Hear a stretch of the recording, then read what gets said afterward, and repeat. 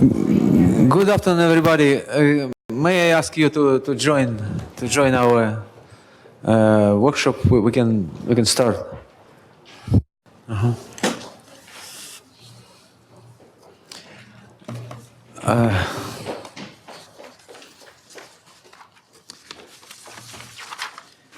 So, good afternoon. My name is Alexander Sokolov. I'm Deputy Director of the Institute for Statistical Studies and Economics of Knowledge from the High School of Economics, and I will chair in this session. It was planned that we will have a representative from the Minister of Science and Higher Education, but he unexpectedly left morning to Germany, so they asked me to chair the session. So I will do my best to make it most interesting. Okay.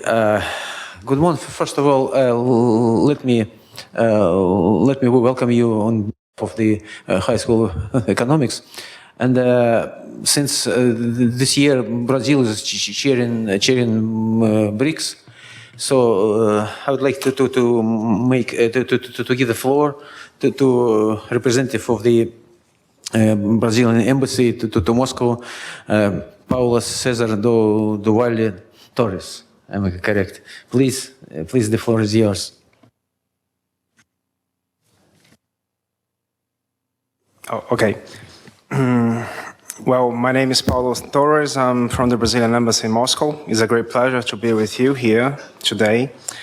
First of all, I'd like to thank the Higher School of Economics and Mr. Sokolov for hosting the event and for the invitation. As he mentioned, this year was the year of the Brazilian chairmanship in the BRICS. And it's been a long year. It's been a lot of work. We had a meeting for the ministers of science, technology, and innovation in Campinas in September.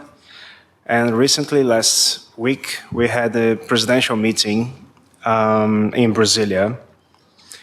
As we approach the Russian chairmanship next year, I believe it's going to be an amazing time for strengthening our ties and cooperation. And as I mentioned to my colleagues, it's always a very positive agenda when we come to science, technology, and innovation. And I think there is a lot of room to work and to improve our relationships.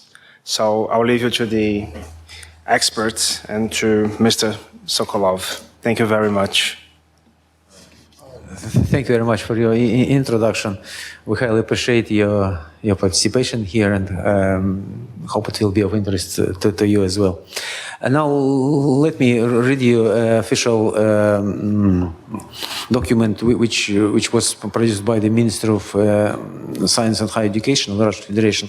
I will do it in Russian, so please take your microphones.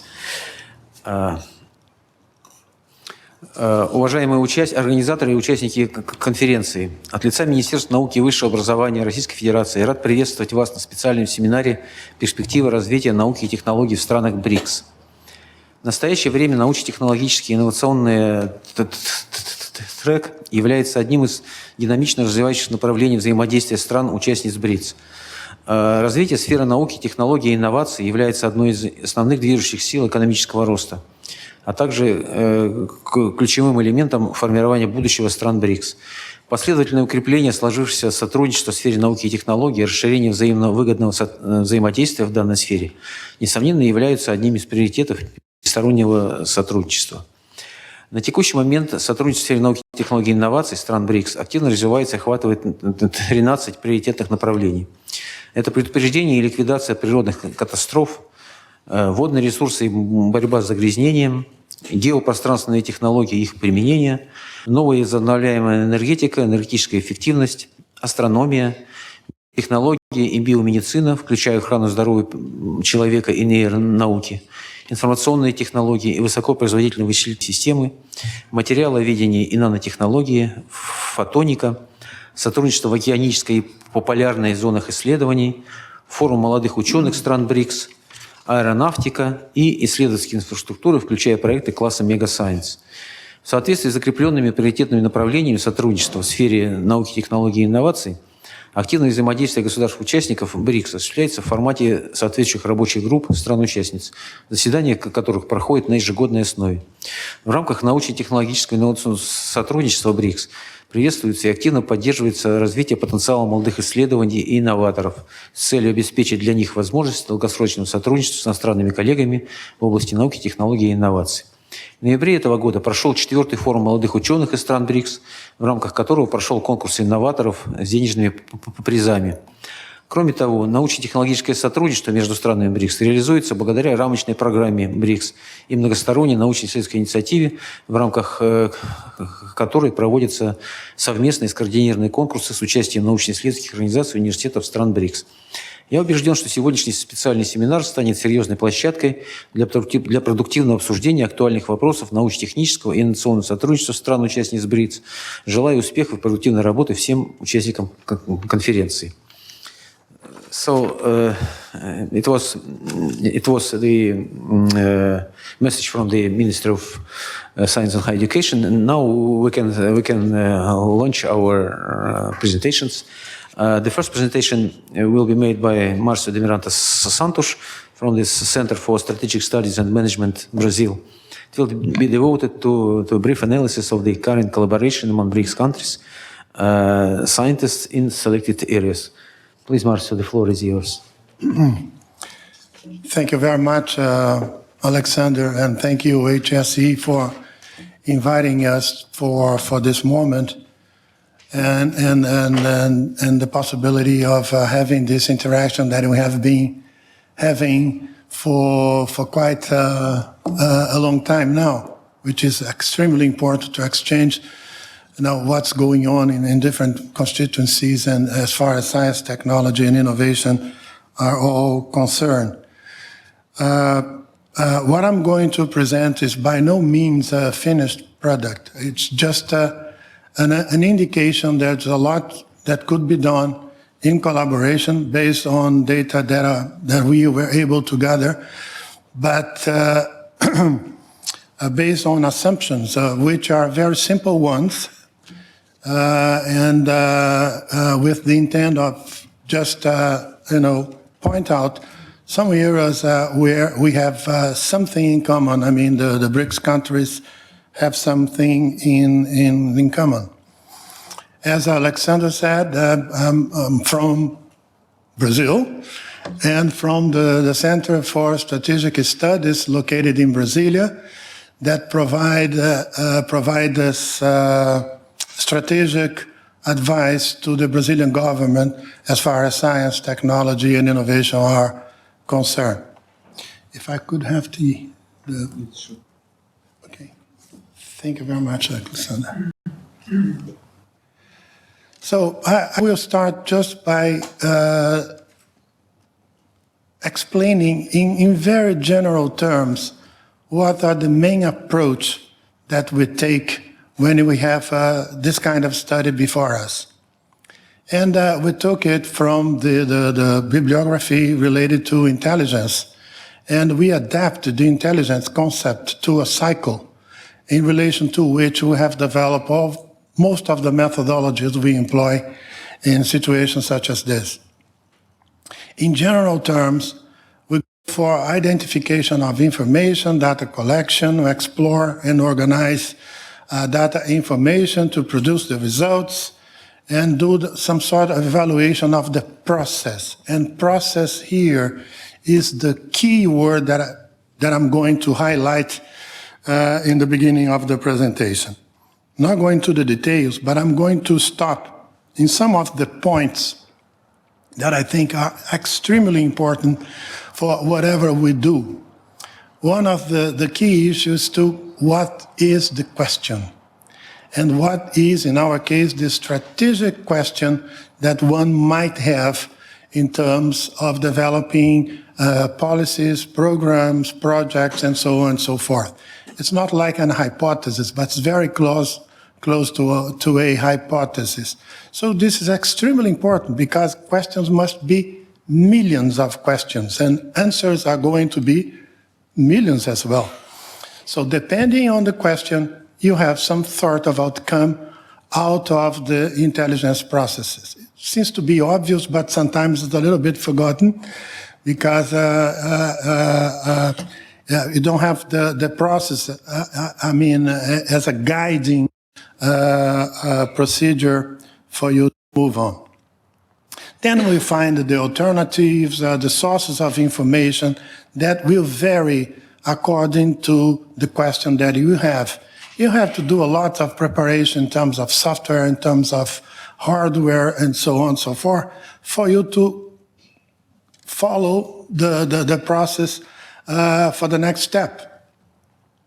And most of the times you are in the beginning of the process of developing queries, which will be then the mechanism that you have for gathering data associated to the question.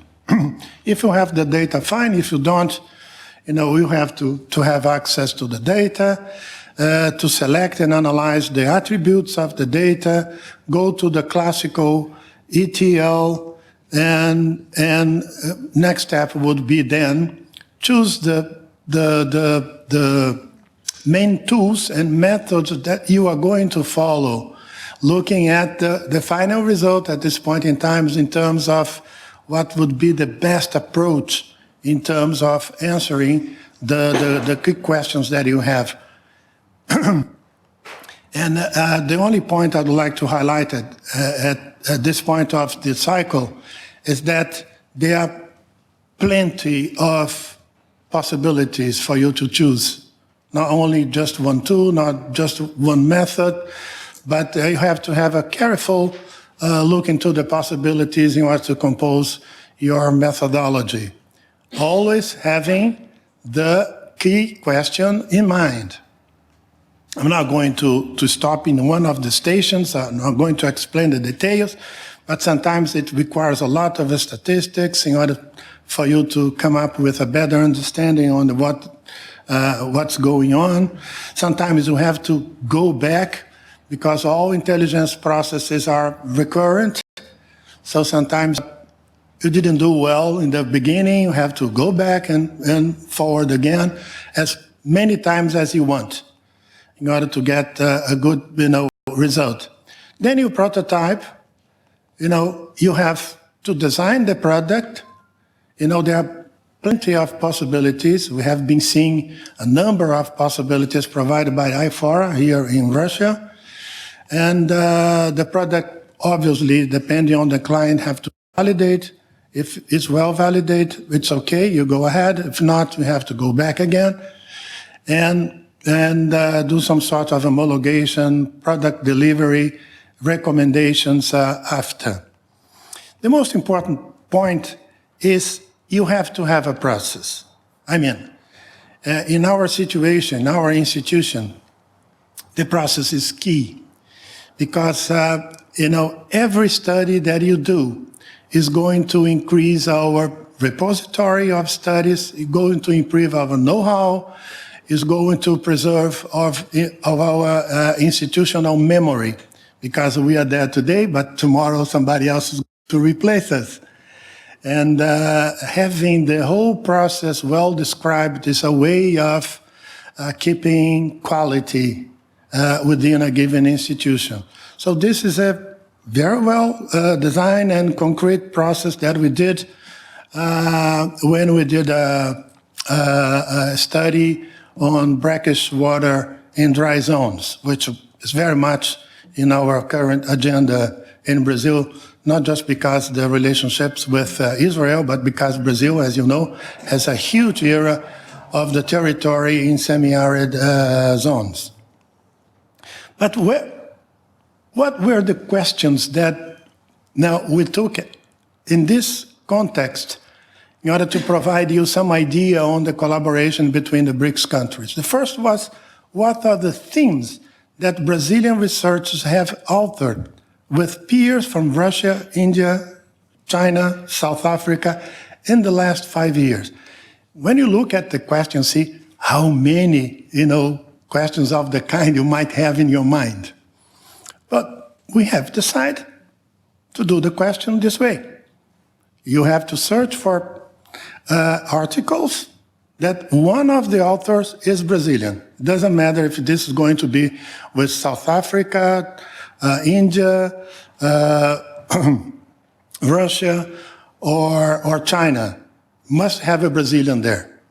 And then sometimes you have just Brazil and Russia. Sometimes you have all of them authoring a given article. This is one of the questions. In the last 5 years, could be 6 years, could be 7 years, could be 3 years.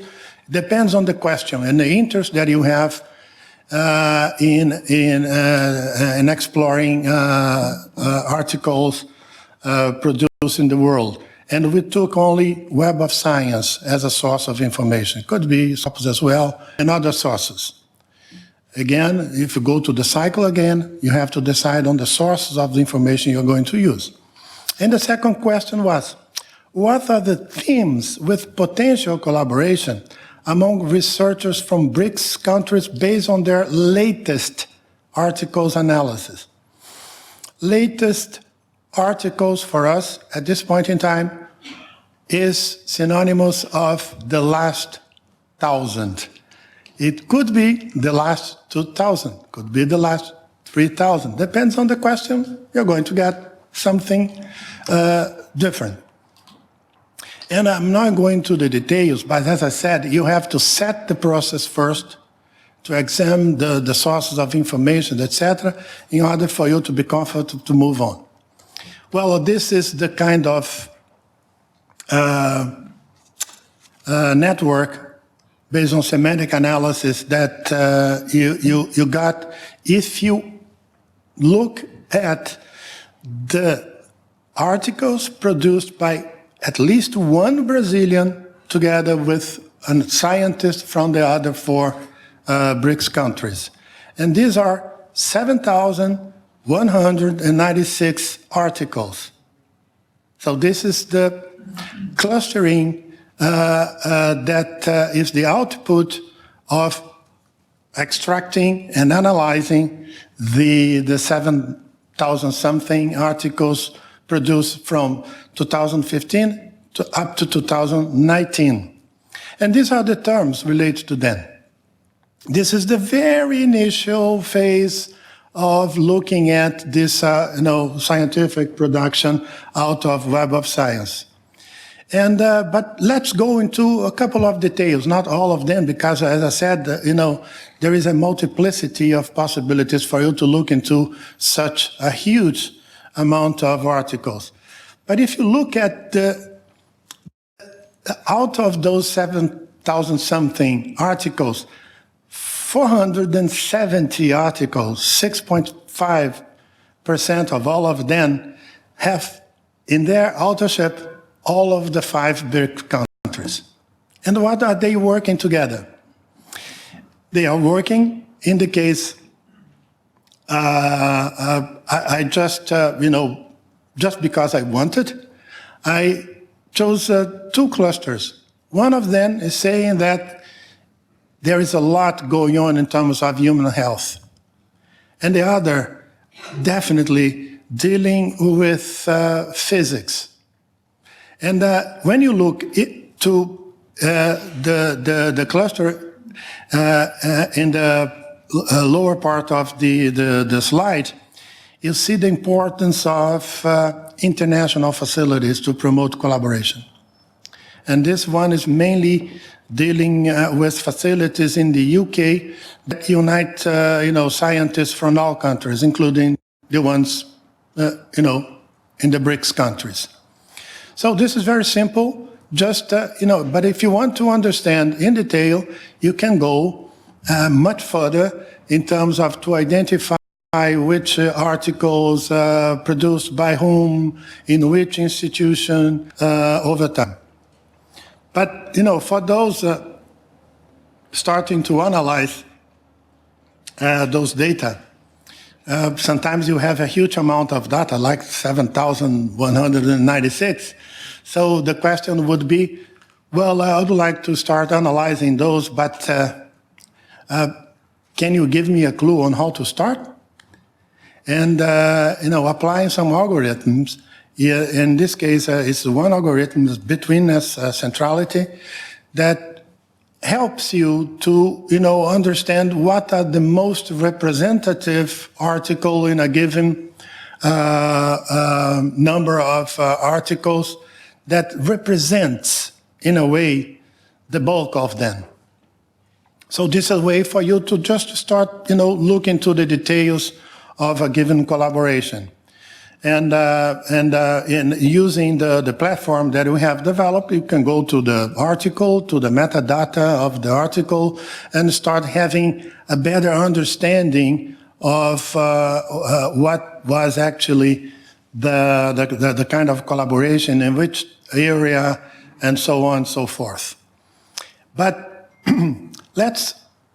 when you look at only Brazil and Russia, for instance, they are the articles that have one Brazilian and at least one Russian, but no Indians, South Africans, and Chinese. Okay? They are 1,771. So what's Brazil is actually spontaneously or induced producing together with Russian scientists? This is a question. So you can go into the details of that. This is a very general visualization of this universe. And then we can go into the details and see what are the most important themes that you have. And when you look at the themes, you're going to see that Brazil universities are doing Internet of Things, mortality. I immediately remember Jose. I don't know, Jose, perhaps you have influenced some of them, a couple of them. And biological models and physics of plasma and a number of things they are doing together. And if you want to into the details, all right, to the details. If you want to do the same in the case of Brazil and China, go ahead. So in the case of Brazil and China, they are 3,696. So same way. You can explore this universe and have a good understanding on what happened in terms of Brazilians and Chinese in the last 5 years in the web of science. Same, as I mentioned, in the case of China. And then you can have other possibilities as well for you to understand what's happening in terms of co-authoring articles in the web of science.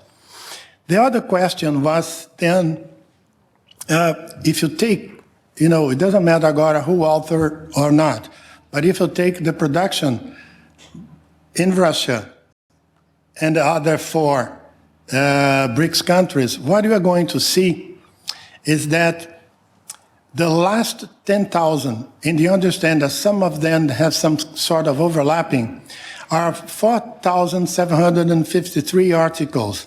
And this is the network analysis that was actually came out of this kind of choice. And what we are going to see, it depends on the theme that you have. India is the leading country in this kind of production, mainly in the area of, in this case, of nanotechnology, nanoparticles, and so on and so forth. Compared to the production in each one of the countries, India is leading. If you move to biodiesel and associated issue, Brazil is leading. If you move to other, themes, you might find China, and so on and so forth, depending on the theme. So, depending on the issue, you have a better or bigger.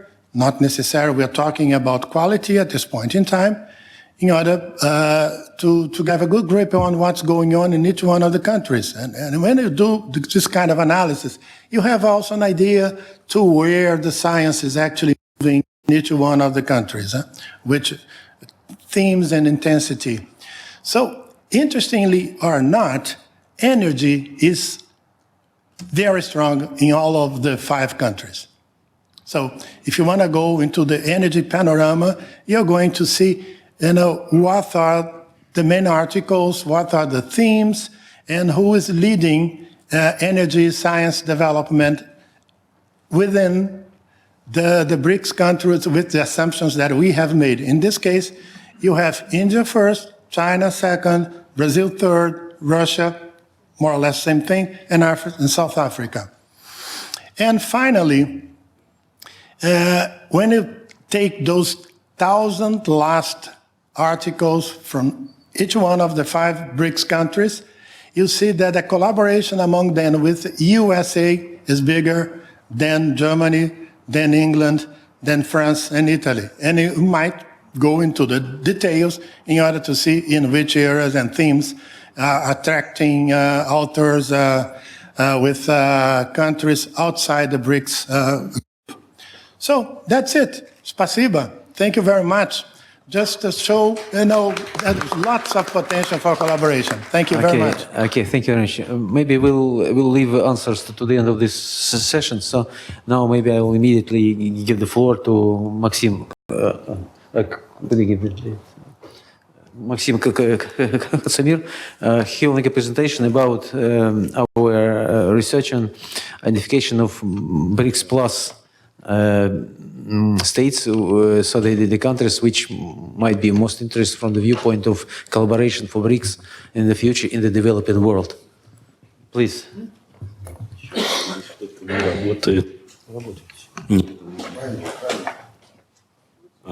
Раз, два. Добрый день, уважаемые участники конференции. Мое выступление будет посвящено библиометрическому анализу стран БРИКС+, то есть под БРИКС+, странами понимаются развивающиеся экономики, с которыми странам БРИКС надо в первую очередь сотрудничать. Вот структура презентации. Здесь будет сначала рассказано об определении стран БРИКС, а дальше, собственно, самоанализ. БРИКС плюс концепция, вот этот термин, он был предложен в марте 2017 года министром иностранных дел Китая, и он определил БРИКС плюс как страны в основном южные, развивающиеся страны, с которыми странам БРИКС надо усилить сотрудничество. Потом далее концепция БРИКС плюс была зафиксирована в Сяньмэньской декларации лидеров стран БРИКС в 2017 году. И здесь тоже говорилось о БРИКС плюс как о странах, крупных развивающихся странах и в основном из так называемого глобального юга, с которыми надо сотрудничать странам БРИКС.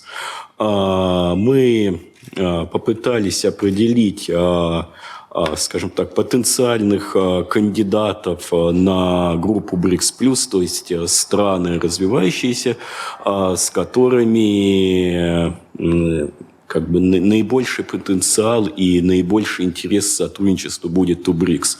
Эти страны мы отбирали по размеру экономики, по численности населения, по размеру, по численности исследователей, по объему внутренних затрат на исследование и разработку, по числу публикаций. Мы старались как бы покрыть все разные регионы мира и фокусировались в первую очередь на так называемых развивающихся странах из Global South, глобального юга. И в итоге мы отобрали 21 страну из разных регионов мира. Здесь они представлены списком, визуализированы на карте. Здесь представлены ключевые показатели финансовых и человеческих ресурсов сектора исследований и разработок в странах БРИКС. Мы видим, что по объемам инвестиций в исследования и разработки Китай приближается к глобальному лидеру США, хотя начинал он с небольшого объема. По численности исследователей Китай несколько лет назад обогнал США. По интенсивности затрат на исследования и разработки или по отношению в ЗИР к ВВП страны БРИКС в основном показывают невысокие значения, и только Китай сопоставим с мировыми лидерами, более или менее. Здесь сравнение выбранных нами стран БРИКС+, по объему затрат на исследования и разработки, по численности исследователей, по внутренним затратам на исследования и разработки в отношении к ВВП. И заметно, что по объемам инвестиций в науку, конечно, страны БРИКС+ пока отстают от ведущих стран, от Германии, Кореи, Японии. По численности исследователей страны БРИКС+ вполне сопоставимы со странами-лидерами. И по интенсивности затрат на исследования и разработки из БРИКС может только Китай показывать сопоставимые со странами ОЕС, с уровнем в целом для стран ЕС 28, а большинство стран БРИКС, в них интенсивность затрат на исследования и разработки небольшая.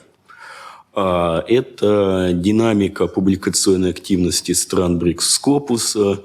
В 2018 году Китай наконец-то обошел США по числу публикаций, стал мировым лидером. Ну и остальные страны БРИКС тоже показывают динамику очень неплохую, выше мирового уровня.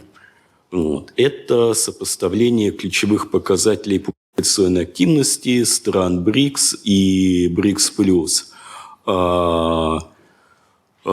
Как мы видим, все страны БРИКС и БРИКС+ показывают очень бурную динамику роста числа публикаций, индексируемых в Скопус. Лидерами здесь является Индонезия, у которой почти в 45 раз увеличилось за последние 18 лет число публикаций, и Иран, который показал 30-кратный рост. Страны БРИКС+, они в основном находятся на позициях с 22 по 50 места в глобальном рейтинге стран по числу публикаций в 2018 году. И явно отстающие – это Эфиопия, Кения, которые за пределами топ-60 находятся. Это тематическая структура публикаций стран БРИКС и БРИКС+, по 27 областям науки. Здесь мы можем увидеть, что страны БРИКС плюс это, они у всех, у них есть разные профили. Например, Кения специализируется на исследованиях в области медицины и исследованиях в сельском хозяйстве.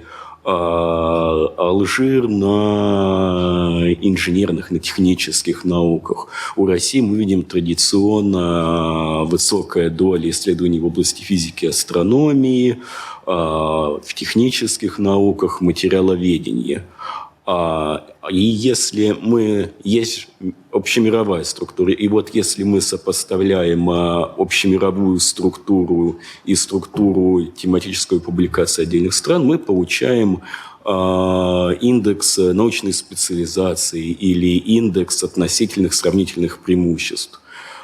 Если этот индекс больше единицы, то, значит, страна специализируется на данной области науки. А если меньше, значит, эта область не входит в сферу специализации данной страны.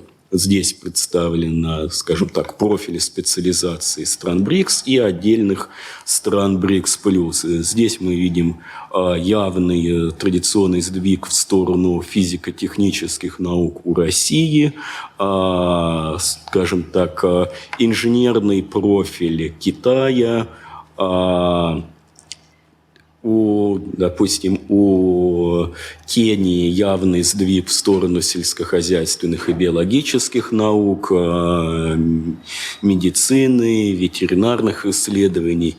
У Турции мы видим более или менее сбалансированный профиль специализации, то есть нету явно низких областей с явно низким уровнем специализации, областей с явно высоким уровнем специализации. Здесь на данном слайде представлены позиции стран БРИКС и БРИКС+ в рейтинге стран по числу публикаций в 2018 году по разным областям науки. Мы видим, что Китай по большинству областей вышел уже в некоторых областях науки уже 5-10 лет назад на первое место. И есть только, может быть, там 2-3 области, где Китай не попадает в топ-3 страны. Мы видим на примере стран БРИКС и БРИКС+, отдельные, скажем так, сильные стороны страны и слабые. Например, исследования в области экологии в Индонезии, она занимает 9 место по этому направлению в мире, а по медицинским профессиям 54-е. И здесь представлена некая summary по тематическому масштабу, по тематической структуре стран БРИКС и БРИКС плюс в Scopus. Мы видим, что действительно страны разные, но тем не менее мы можем выделить какие-то группы стран, например, Кения, Нигерия, Эфиопия. У них сельскохозяйственный медицинский профиль, страны Юго-Восточной Азии, Бангладеш, Индонезия, Малайзия, Вьетнам. У них тематический профиль сдвинут в сторону технических наук и компьютерных наук. Теперь по сотрудничеству. Здесь показана интенсивность сотрудничества с другими странами по странам БРИКС. Мы видим, что наиболее вовлечена в международное научное сотрудничество ЮАР. У нее почти 50% публикаций в последнее время – это публикации в сотрудничестве с другими странами. А у остальных стран БРИКС этот показатель не такой высокий. Но что второй график показывает, что более важно, страны БРИКС пока не являются друг для друга значимыми партнерами. Например, для Китая доля остальных стран БРИКС в структуре его научного сотрудничества менее 5%, а у Южной Африки приближается к 20%. Здесь мы можем видеть тематическую структуру сотрудничества между странами БРИКС и тематическую структуру сотрудничества между странами БРИКС и БРИКС+. Сильный сдвиг в сотрудничестве между странами БРИКС в сторону физики, в сторону технических наук и практически очень мало взаимодействия по общественным и гуманитарным наукам. Видим, что, допустим, отдельные области исследования в БРИКС показывают очень динамичный рост. Например, материаловедение, компьютерные науки, медицинские науки. Структура сотрудничества стран БРИКС и БРИКС плюс друг с другом, она тоже в значительной степени похожа на интра-БРИКС collaboration, но здесь не так заметно, не такой сильный сдвиг в сторону физики. Посмотрим здесь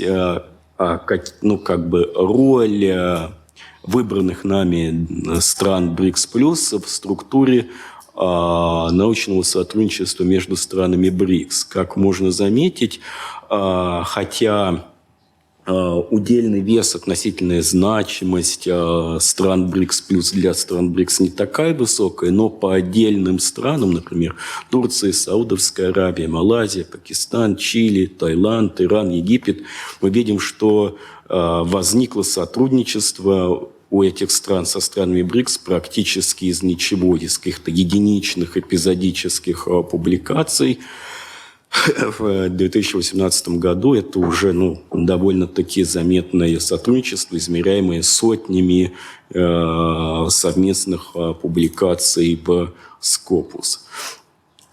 Последний слайд посвящен неким выводам о сотрудничестве и о том, какие страны из БРИКС плюс могут быть кандидатами на включение в ближайшей перспективе в группу БРИКС. Это, если мы рассматриваем вовлеченность стран БРИКС плюс в интра-БРИКС collaboration, это Турция, Саудовская Аравия, Малайзия, Пакистан, Чили, Таиланд, Иран и Египет. Если мы посмотрим на то, какие страны из БРИКС плюс наиболее важными партнерами для отдельных стран БРИКС, то мы можем заметить, что эти страны, они либо по устоявшимся каким-то более или менее связям между странами, либо по географическому принципу. Например, для Бразилии, понятное дело, ключевые страны из БРИКС плюс – это страны Латинской Америки. Для ЮАР также это африканские страны, Нигерия в первую очередь. Для России основные партнеры из БРИКС плюс это Турция и Мексика. Для Индии, Саудовской Аравии и Малайзия. Для Китая, Пакистан и Саудовская Аравия. Конечно, для того, чтобы понять, с какими странами из БРИКС плюс странам БРИКС надо устанавливать более тесное сотрудничество, здесь надо проводить дальнейшие исследования и уже по каждому кейсу, по каждой стране смотреть, по каким областям науки, по каким темам могут страны БРИКС плюс сотрудничать с странами БРИКС на основе взаимовыгодного сотрудничества. Я готов ответить на ваши вопросы, если они есть. Большое спасибо за внимание. Okay, thank you very much, Maxim. Thank you for saving some time. Yeah. Okay. So maybe we will start next presentation. It will be made by Gautam Goswami from Technology Information Forecasting and Assessment Council, India. The presentation will be devoted to the long-term technology foresight in India case study. Please, Gautam, go ahead. Sorry. Very good afternoon to all. Respected chair, our panelists, and fellow delegates. I'm really thankful to HSC for providing me this opportunity to deliberate on thorough work, 3 years' work, to present in 20 minutes. It is a long-time foresight study TIFAC launched in 2011. What TIFAC is? TIFAC is basically a technology think tank under Ministry of Science and Technology, and we keep an eye of our future technology trend, delineates technology trajectories for the nation. TIFAC first prepared a technology vision for the country in 2020, for technology 2020 in 1996, and then we prepared recently Technology Vision 2035. And TIFAC, besides that, TIFAC also supports technology innovation projects. TIFAC handholds small and medium enterprises in terms of their technology infusion. TIFAC also helps in patent facilitation by scientists. And it governs by a governing council. So this Technology Vision 2035 exercise is a thorough exercise, a true technology foresight exercise. And the outcome is deliverables is a report which was released by Honorable Prime Minister in 2016. Let me brief you what the document is, and then at the end I will try to tell you what the process we followed. This document wanted to answer 5 questions, 5 W's. First was, where are we now? When we started the work, actually when TIFAC prepared 2020, in 1996, then situation was different. Economy was not good. Liberalization was not there. But gradually, technology infusion was not there. Technology advancement is so high. Then TIFAC decided that let us take a stock what was forecasted in 1996 about 2020 and how far we have reached. So there is retrospection section. Then what people want from us as a country person, what people want from this document. That is called aspiration and prerogative section. Then we have analyzed what is our capabilities and constraint to deliver that vision. Then we have dealt a section where we talked about how we reach the vision what we envisaged in 2011, and what are the grand challenges we may face during this course of progress. But when we started the work, let us understand, then we thought that let us understand what the vision is. Is it vision for the technology, or technology is for the vision? There a lot of debate happened. We may equally come out with a document that yes, India needs this technology. But we thought that no, technology doesn't have any meaning unless it serves a purpose. It helps the population. It helps the livelihood improvement. Then we thought that let us first understand what type of population we would like to cater in 2035.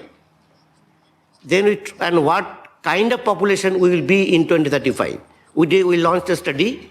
We came out with 6 categories of Indian would be in 2035, and 1.53 billion people would be in 2035. That was the volume of quantum of population we have to address, and their needs we have to address. So there are 6 categories and their respective percentage. It is some sort of a estimate, but it is not, if you add them, it is more than 100, it is not mutually inclusive. But what bothers us still, that even in 2035, 30% people will be left out and left behind. It means that 30% people, our system will not be able to take development to the 30% population. That is still bothering us. Now, when we analyze the aspiration of people, it grouped into 3 broad categories: security, prosperity, and identity. Concept was, if we can address the Indians' security system, Indians ensure their prosperity and secure their identity, I think probably we'll be able to give smile to every Indian. And in the right-hand graph, you see the different categories of Indian have different priorities. Some categories, for example, that globalized and diaspora category people, they are more interested in identity. They are not bothered about prosperity, they are already prospered. But whereas, if you see the left out and left behind category people, their main objective is to prosperity. They are not bothered about identity so much. They have to prosper first. So there is a study on that. So we have gave a graphical presentation with the way. Then we came out with a narrative. What is our vision statement?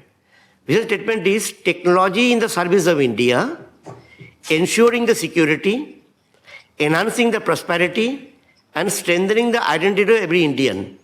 So this is the narratives we came out after a lot of debate. Now, greatest challenge is how to fulfill this vision. Then we thought of this whole 3 concepts, security, prosperity, identity, is too broad in sense. If you want to keep a dent, make a dent in the system, you have to fragment these 3 broad terms. Then we came out with 12 prerogatives.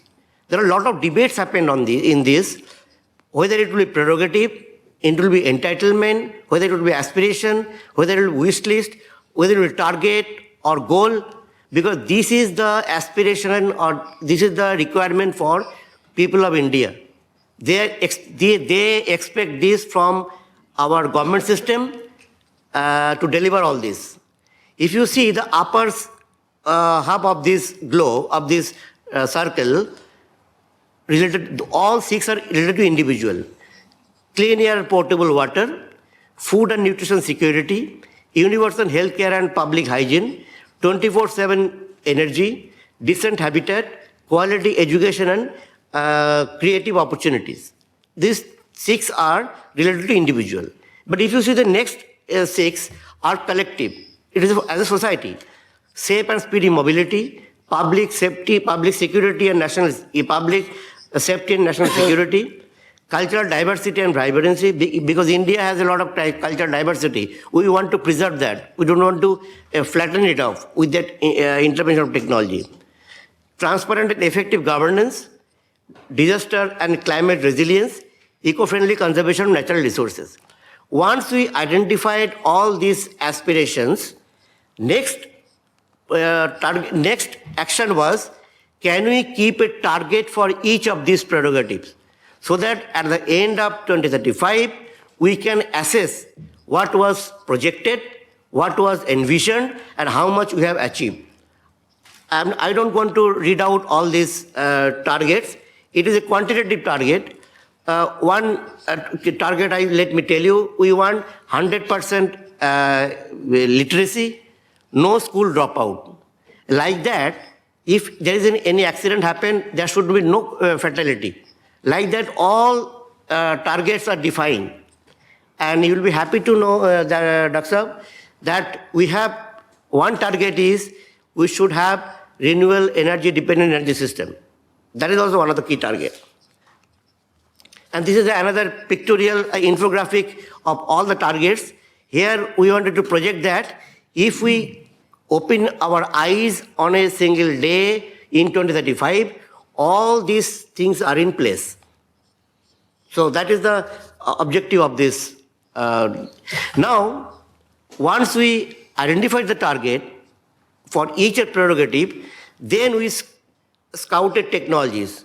What are the technologies are required to fulfill these prerogatives or targets? Then we came out with a technology table for each of the prerogative. And together for 12 prerogatives, we have identified more than 250 technologies. Then we thought that 250 technologies is not enough unless we categorize them as per their readiness level. If you see the left-hand column, these technologies are ready for implementation. Next column are the technologies where you need further fine-tuning before taking it to the ground. Third group of technologies where you need specific R&D. And fourth group of technologies are those technologies are in the thinking process or in the imagination category. So there are four clear-cut technology grouping we did, ready for deployment. When you call it ready for deployment means it is global readiness level. It is not ready for India. It means government of India can invest on this technology and deploy it for all these 12 targets. Then 12 prerogatives. Then field, from lab to field, requiring targeted research and in the imagination category. Once this is done, this is basically a word doodle of all the technologies which you have identified. You name any technologies we have identified. But once we analyze all these technologies, which are R&D stage, where even for technology imagination, we could get a trend. What is the future technology R&D trend? Miniaturization, virtualization, mobility, product intelligence, networking, interactivity, globalization, and convergence. These are the future R&D direction, the way our R&D going on, it will go on in this direction in future. We have identified, I have jotted down few technology in imagination or wildcard category because when we started that time on imagination, but a lot of activity happened in these 5-6 years. First is habitation on the moon and under the sea, building as a living organism, smart self-healing material for faster construction, 3D telepresence, interactive and smart food, so that food can change its taste as per your taste. Neo-eugenics to eliminate rare genetic disorder. Regenerative therapies through stem cell, you can generate your organ. Machine augmented cognition, homeostatic diamond tree or artificial tree, which can conserve more 100 times more carbon dioxide than natural tree. It is through chemical reaction. Microbial fuel cell that generate electricity. Bioluminescent or zero energy street or pathway lighting, you need not to add any energy. Battery made of self-healing polymers. Advanced fossil fuel extraction technologies. This is some sample. Many more are there in the document. Now, if we see, if you want to deliver those technologies, where do we stand as in India? What is our capability and where our constraints are lies? You know, the areas which falls under technology leadership, we have to attend leadership. Nobody will help you. For example, technology, nuclear energy, space technologies, fast breeder reactor, remote sensing technologies, IT-based solution, and traditional knowledge base. In these areas, India has to earn leadership. Whereas in the right side, technology independent category, you have to develop your own. Nobody will help you. For example, strategic technologies, computerized management of water resources, increasing productivity of crop plant, you have to use your own resources and do it. Self-sufficiency in oil seeds and pulses, India still import a huge amount of pulses and oil seeds. We have to attain self-sufficiency. Manufacture of essential life-saving drug, we are already in advanced stage in that. But the category which is fall under technology adoption, India need not to invest R&D on that. Straight away we can take technologies from abroad, that is food storage and preservation, wastewater treatment, desalination technologies. Still India not able to break through it about that membrane production. We are still importing. Climate change mitigation, micro level weather forecast, effective rainwater harvesting. And another thing is manufacturing of solar cell. Still we are not able to get through. After that, we have identified 10 grand challenges. We call it grand challenges because it is not a matter of technology alone. It is not a matter of funding alone. It is not a matter of implementation alone. It is a combination of all. And it is not a sector-specific challenge. To address these challenges, you have to work with different ministries. You have to work with different implementing agencies, NGOs and all. First one is, and very unfortunate that in 2035, we are talking about guaranteeing nutrition security and eliminating female and child anemia. Still, it is a #1 agenda for India. Ensuring quality and quantity of water in all the rivers, because water transportation is the best way to reduce emission. Securing critical resources commensurate with our size of our country. Providing learner-centric, language-neutral, holistic education to all. You know, India has 22 official languages. And to provide a holistic education, you have to have a system like that. Making India non-fossil fuel-based, taking railway to Leh and Tamang, it is a difficult terrain area. Even to take a railway to there, you need engineering, you need implementation, you need fund. Ensuring location and ability independent, electoral and financial empowerment. As of now, those who are physically handicapped, they are not able to cast their vote, but technology should support that. That project have been taken. Developing commercially viable, decentralized and distribution energy for all. Ensuring universal eco-friendly waste management. To talk about the process, we have adopted almost all technology foresight technique, brainstorming, the literature survey, horizon scanning and all, but which I want to focus on, you may not be, many of you do it, that is interaction with students. Interaction with students. This is we conducted at least 10 interaction with different kinds of students. One is IIT students, another is non-science students, commerce students, art students, because then you will get an unbiased desire from our scientific community. So we got a lot of information from students community. 5,000 experts were involved directly and 20,000 virtually. So this is the way we prepare the document, and document is downloadable through freely downloadable tyfact.org.in, and for any information sharing, you can write to me. And this, whatever the strength available with TIFAC in type of visioning and technology foresight, we are ready to handhold with any BRICS nations. Thank you very much.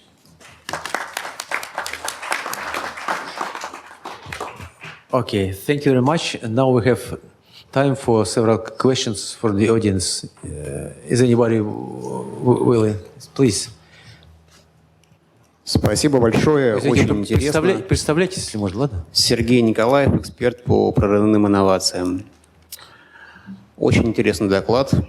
Я думаю, что весь мир ждет активации роли Индии как нового коллективного лидера цивилизационного. Сделаю такое смелое заявление. Мне импонирует ваш подход движения от социального профиля человека и подбор под этот профиль последующих технологий. Поэтому вопрос корневой. Какое место должна занимать Индия на периоде 2035 в общем мировом разделении труда, как вы предполагаете? Это первое. И второе, какие компетенции жителей Индии являются, как сказать, лидирующими, на которые можно делать ставку как нового цивилизационного лидера? Креативность, работоспособность, что-то иное.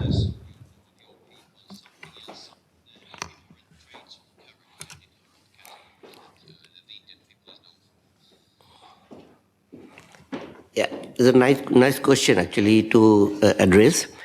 You know, India would be the country where more than 50% population will be below 40 ages, right? And what we have envisaged that in next 10 years or to 15 years, India will have added advantage on this demography. And another thinking process is worldwide you need high skilled labor because the way technology is growing, and India should cater to the needs of world in terms of high skilled manpower. So that is the target India is going on. That's why skill development mission is already started. Skill India mission we call it. Now a lot of investment on skill development. And hard work of Indians are always there, but you need only a proper planning to do that. So in a way your observation is very right. I thank you very much for this question. Okay, please, Jose. Another question for Gautam. You have these 10 global challenges. And how are they? Not global challenges, it's for India challenges. Right, but you had global challenges. My question is, how were they really decided? Because 2 of those 10 are actually related to energy. So how were they decided, and how are they related to the Sustainable Development Goals for 2030? Actually, whole process is a both top-down and bottom-up approach. Whole document. We have interaction with common people, we have interaction with experts. And so the grand challenges were decided after a lot of deliberation and debate among expert group for all sectors. So in terms of professors of IITs, ministries, and non-governmental bodies, those who actually implement, those who know the ground reality. So after discussion, a lot of discussion, then we actually initially came out with 20, then again debated, and we thought that let us put 10 at least on the table for government to take up immediately. So that way 10, otherwise we have a basket of 20. And why 2 related to energy? Yeah, why to energy? Actually, one is the distributed energy is the immediate need. That's why we thought that we have to put it, otherwise it will not draw the attention of government. It is immediate needed. But that fossil fuel-free energy system is a very long-term vision. For that, you invest today, you may result 20 years later, and which is not achievable. To my knowledge, may not be achievable at all for India. So that's why specifically energy we kept it. Because our requirement for energy is 1,000 gigawatt as per our calculation in 2035. And as on today, India is using around 280 gigawatt. That means 5 times energy requirement we envisage, because the development which we are thinking for India in next 20 years, energy is required for that. So that's why both energy project we have given trust. No more question. No more question. I have a question to presenters from Brazil and from India. Yeah, you identify your research priorities using foresight methods. How your governments use the results of foresight in the field of establishing priorities for international science technological collaboration? Some practical Yoga. steps. Huh? Well, you said yoga. Yoga. Yoga, no? You said yoga? No. Your government, not yoga. Okay, okay.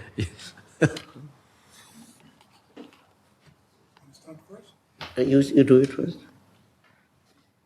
There are actually many ways of doing that. It's not just a one path. But let me take an example of that. In the case of Brazil, I'm not talking about the potential collaboration between countries. In the case of Brazil, one of the areas that was clear coming out of the studies presented by our Russian colleague is agriculture. And we did a very extensive study on the role that Brazil is going to play in relation to the country itself, as well as the role being played by Brazil when you look at the world, as Brazil, no doubt about, is going to be, and will continue to be, one of the big producers of raw materials for a number of issues, including food production. And this is very well taken by the government and research institutions within the country in order to pursue the directions that came out of the study. So same thing for other sectors, and but involving distinct stakeholders.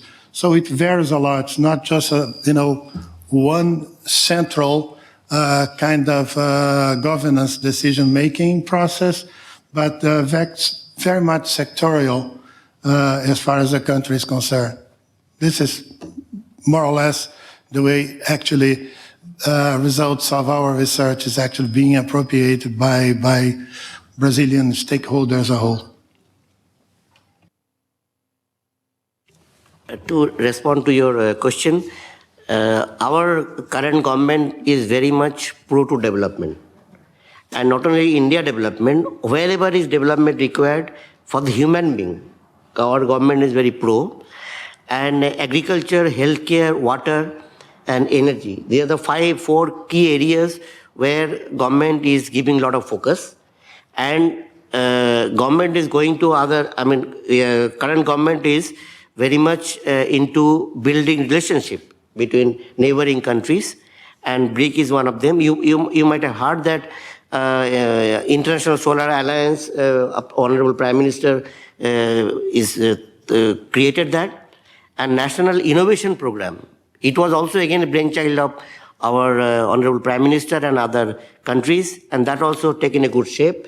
So what I wanted to convey is our Indian government is not only pro for development of India, and wherever is required help, India is ready to do that. Okay, let me thank all presenters and announce break for coffee for 20 minutes. So we come here in 20 minutes, 10 minutes to 5. Okay.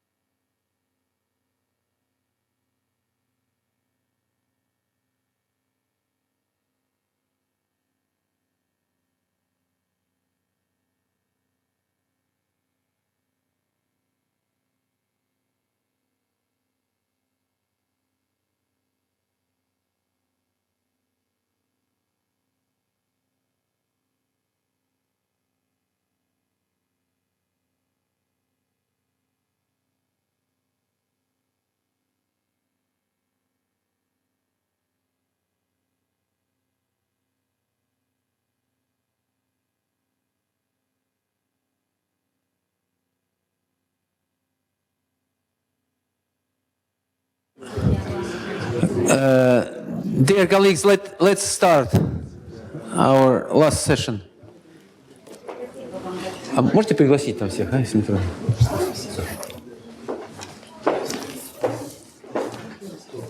Сифей.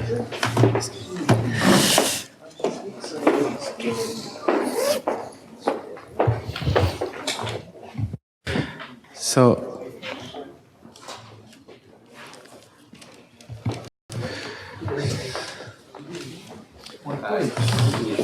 please take a seat.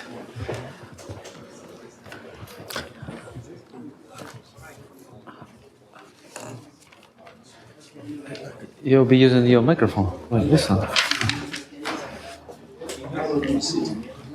Does it work?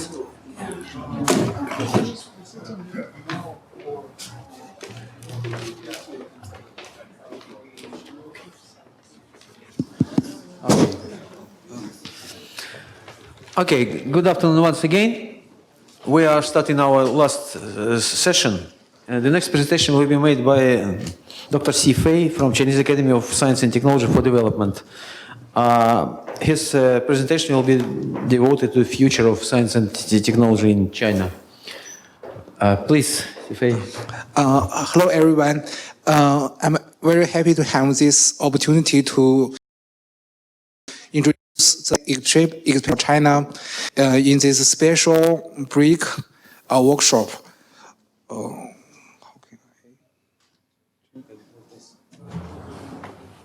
Thank you. The content, the first, China's approach to exploring future technologies, and another, I will introduce the new approach about China's national technology evaluation, which was set as the first step of the new round of science and technology foresight or China. China is a country has a very long history to carry out technology foresight. It's more than 30 years for us to carry out technology foresight. The first technology foresight activity was held in the 1980s. From 1984 to 1988, China established a special department to carry out technology forecasting.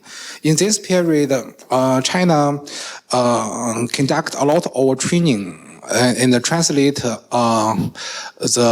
all kind of literature and academic books. In this period, I think Soviet Union have a great influence in China's technology forecast. As I searched a lot of books in that periods from Soviet Union, and another from United States, such as the Durfee method of render company, and some future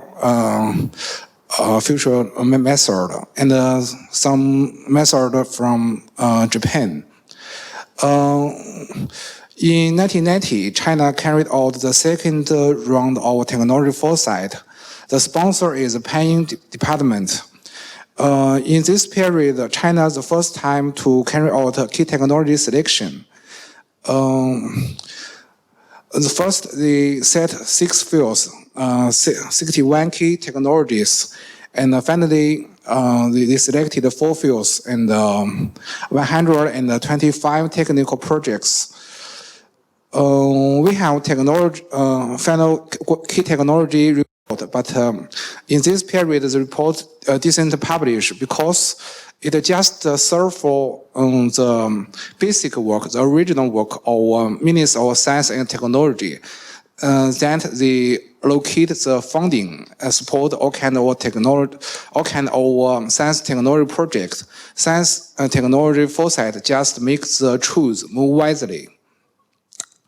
Well, the third science technology foresight carried out until the 1997 to 1999 is be regarded as a special activity that crossed the century.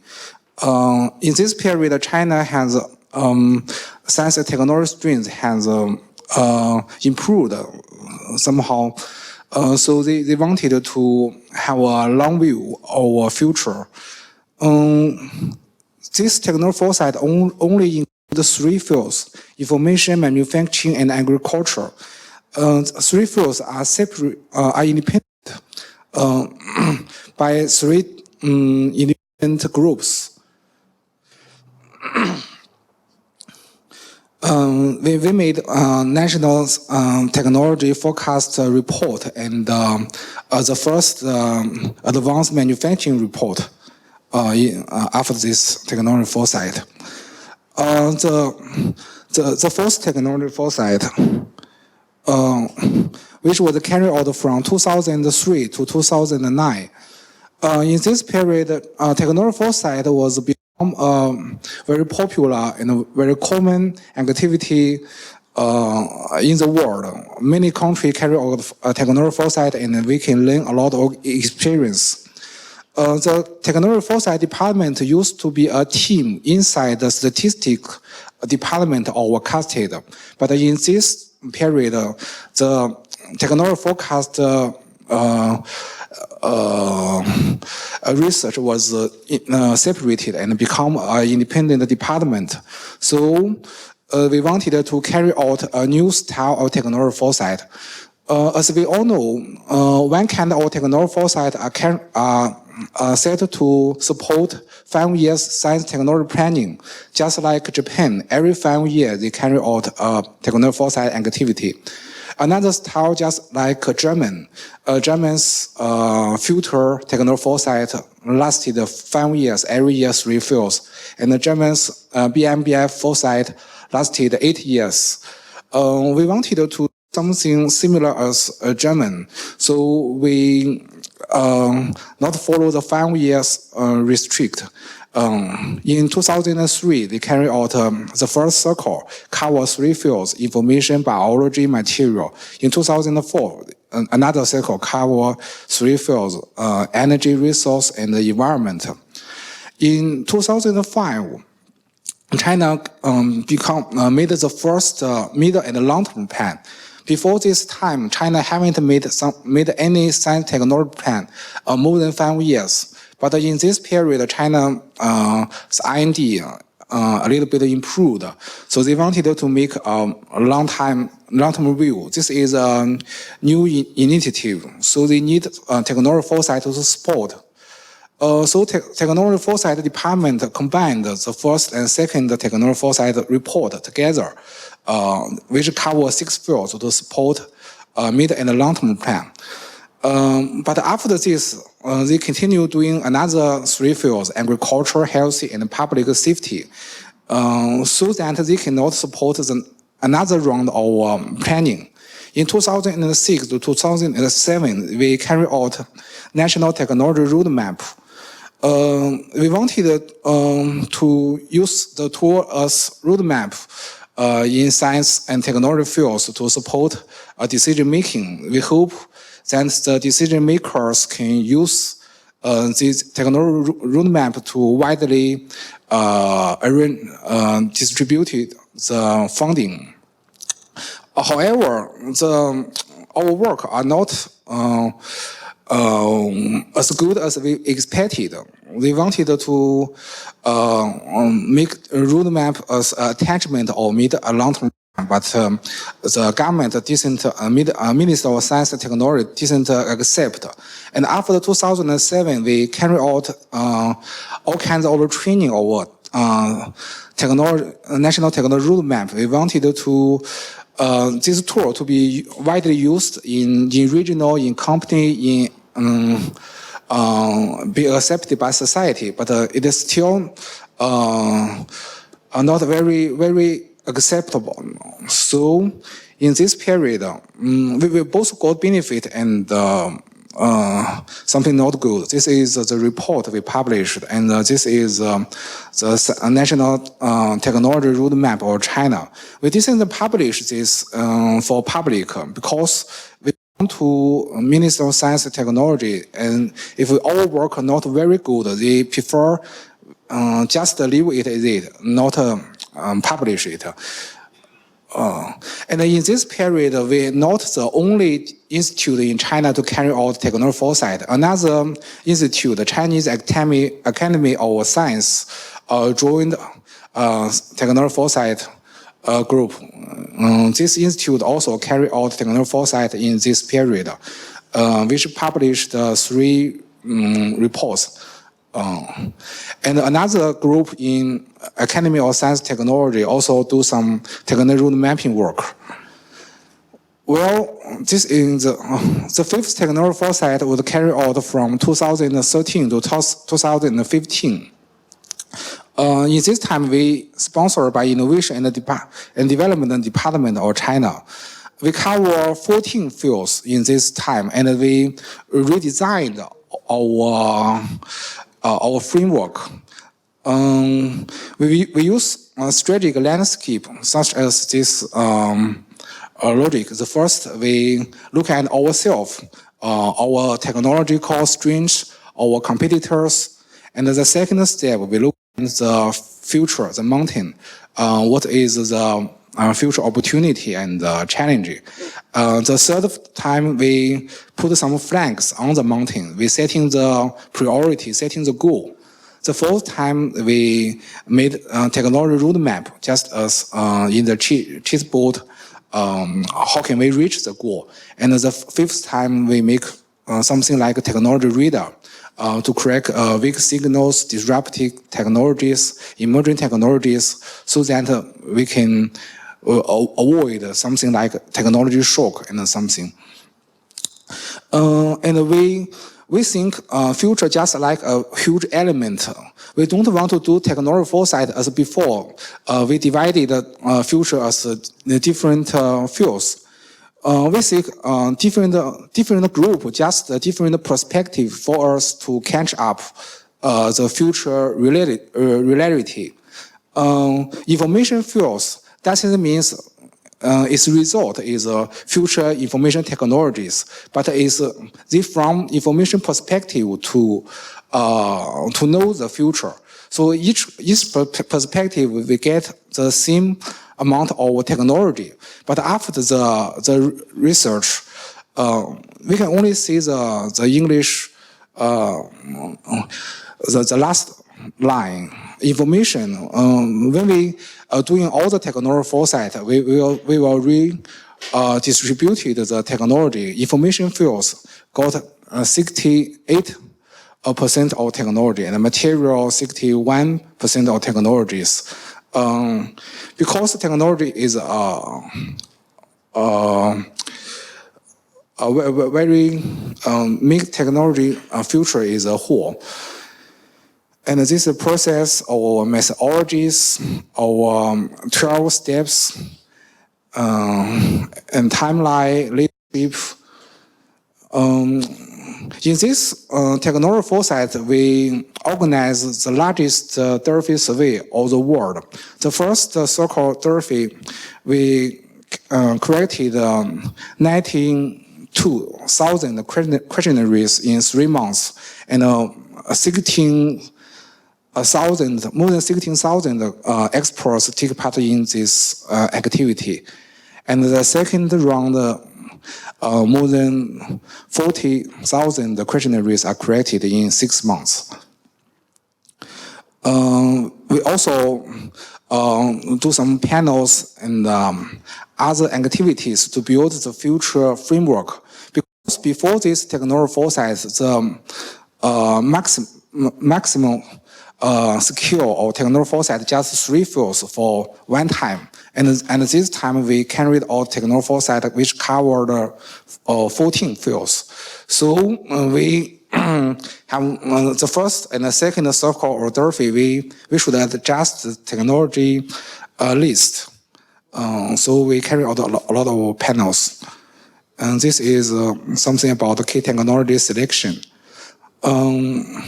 This is the 6th step of key technology selection. The beginning, we have 10,000 technologies, and finally, we have only 1% of our priority technologies, 100 technologies. This is the 208 technologies, the map, and some publications of this technology foresight. And during this period, another two institutes, one is the Chinese Academy of Engineering, joined the technology foresight group. This institute doing engineering technology foresight, which the time span are longer than ours. When we're doing 2025, and they doing something, and then they published the 10 publications. Another institute is Chinese Association for Science and Technologies. They're doing long time span, which is 2049.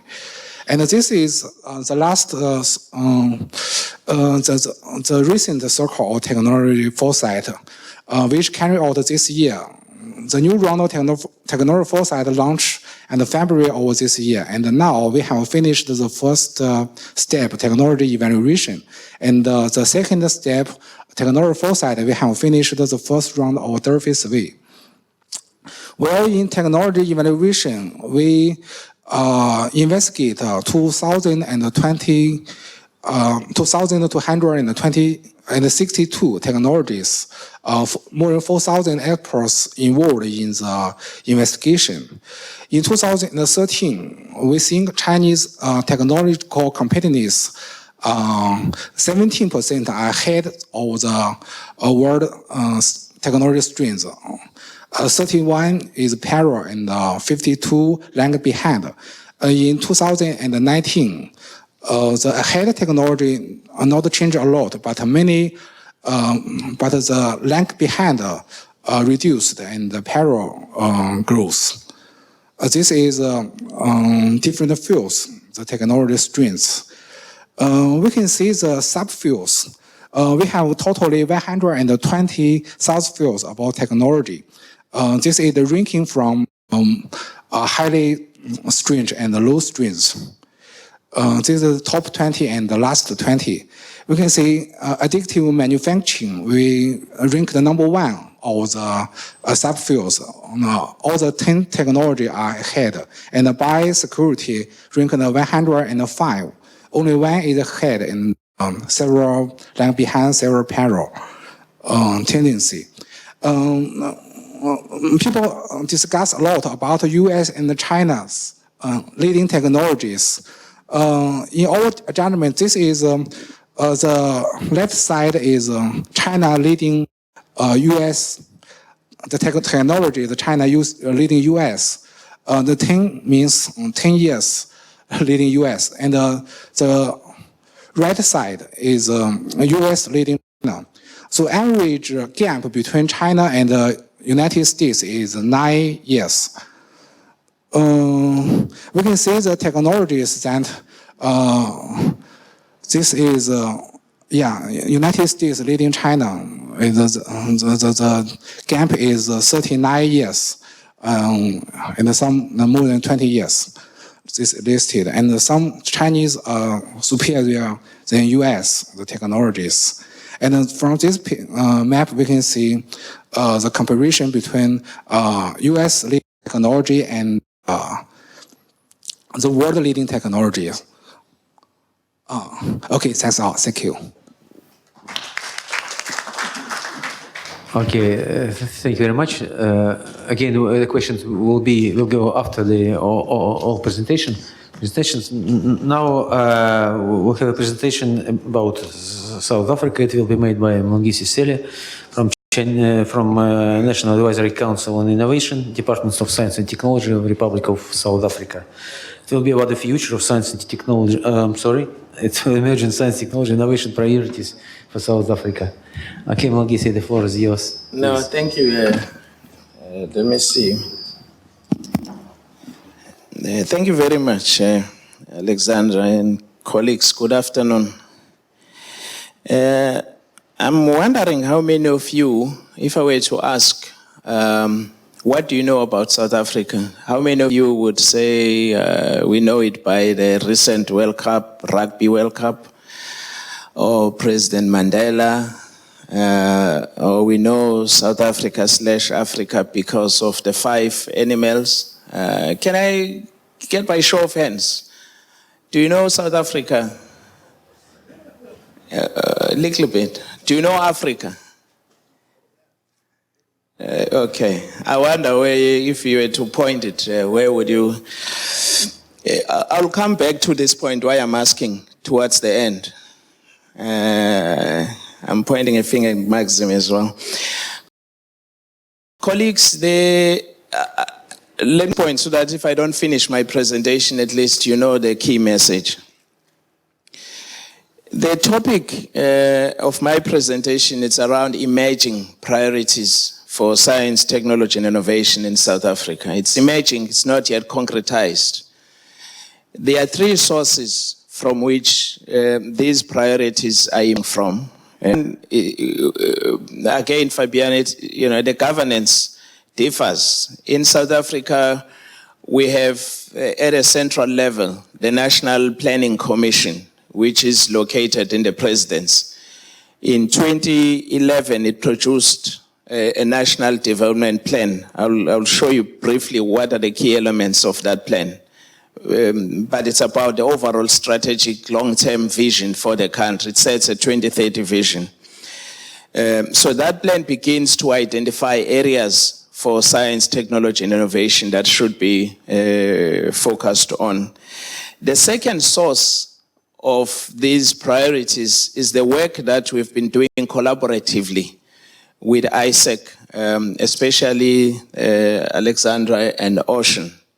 We are wrapping up the report, so they've helped us to do the Foresight exercise. Then the third source, we are busy reviewing two strategies that we have been implementing since 2002. So let's appreciate the complexity of where these challenges are.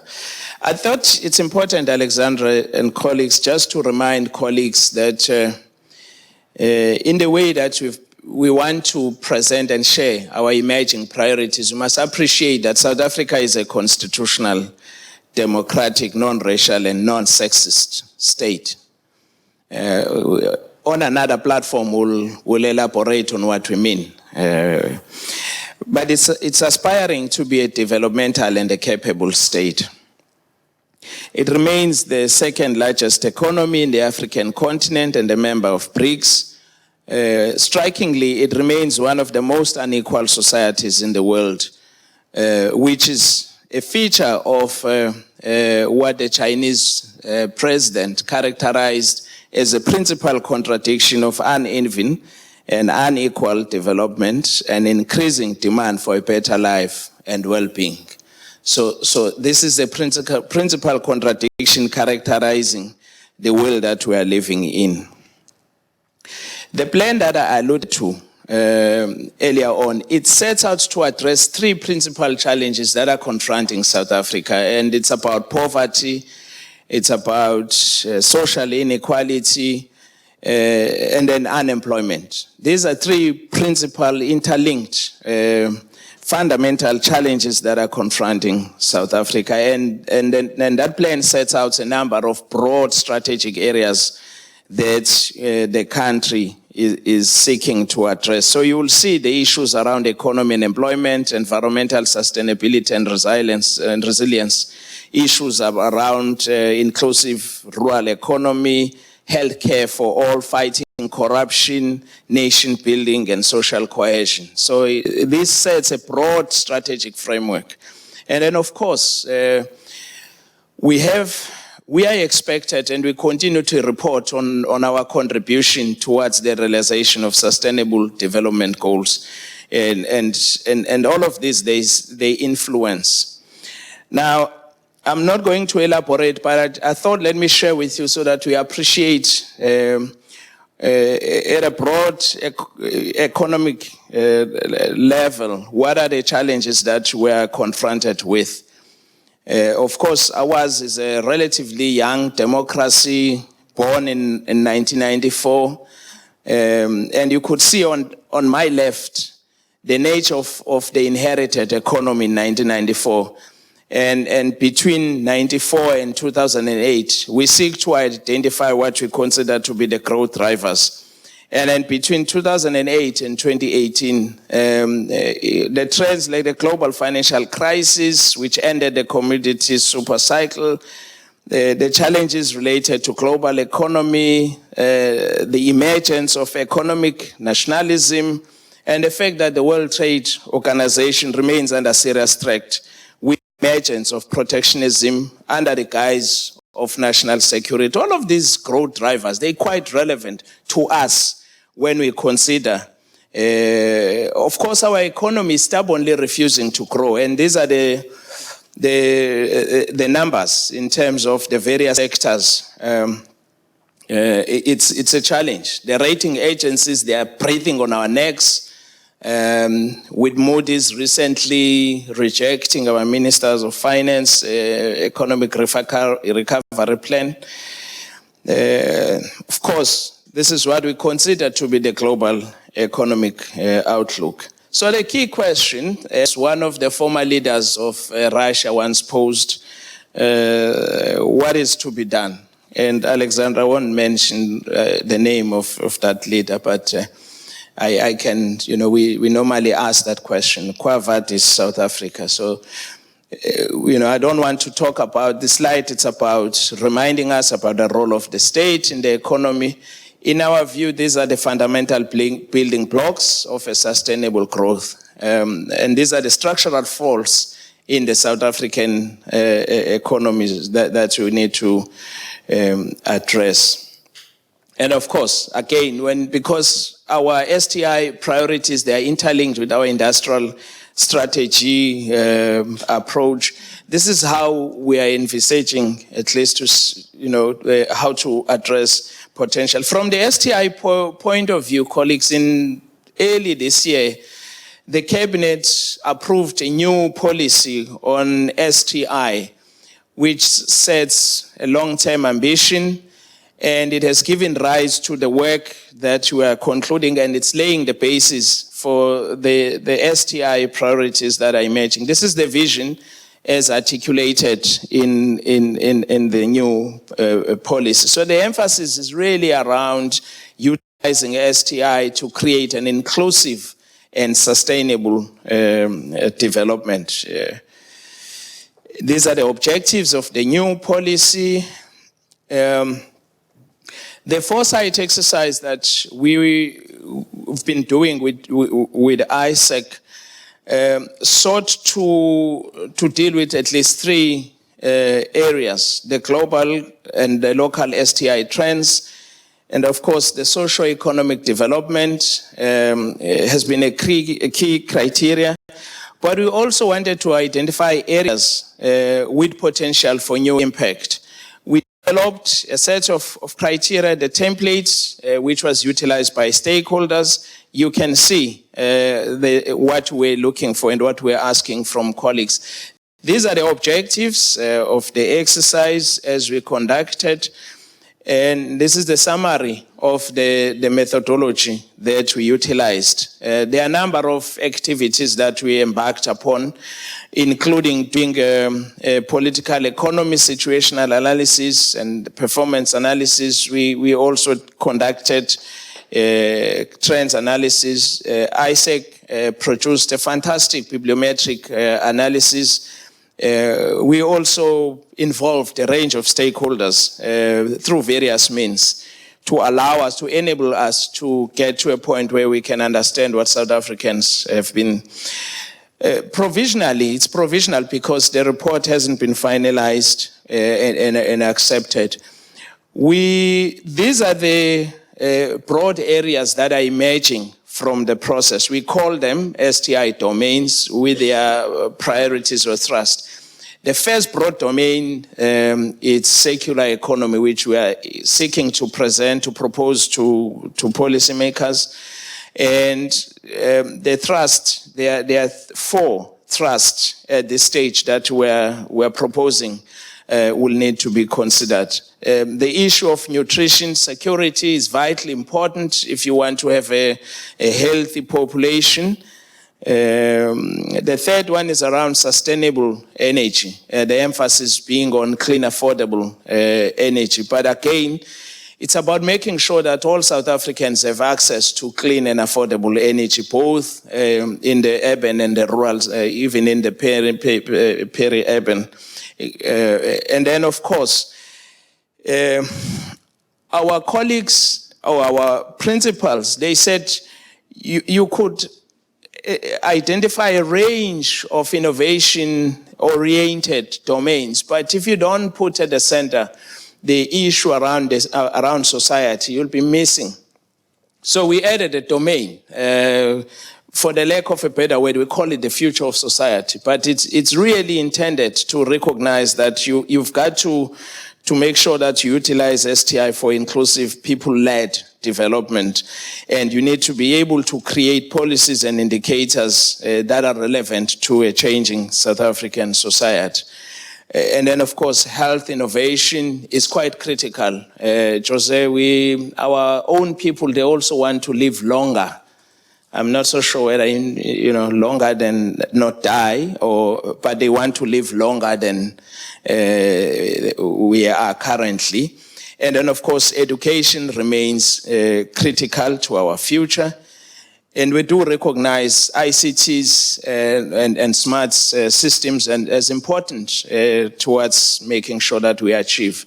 Of course, we want to increase the export based on high-tech industrialization.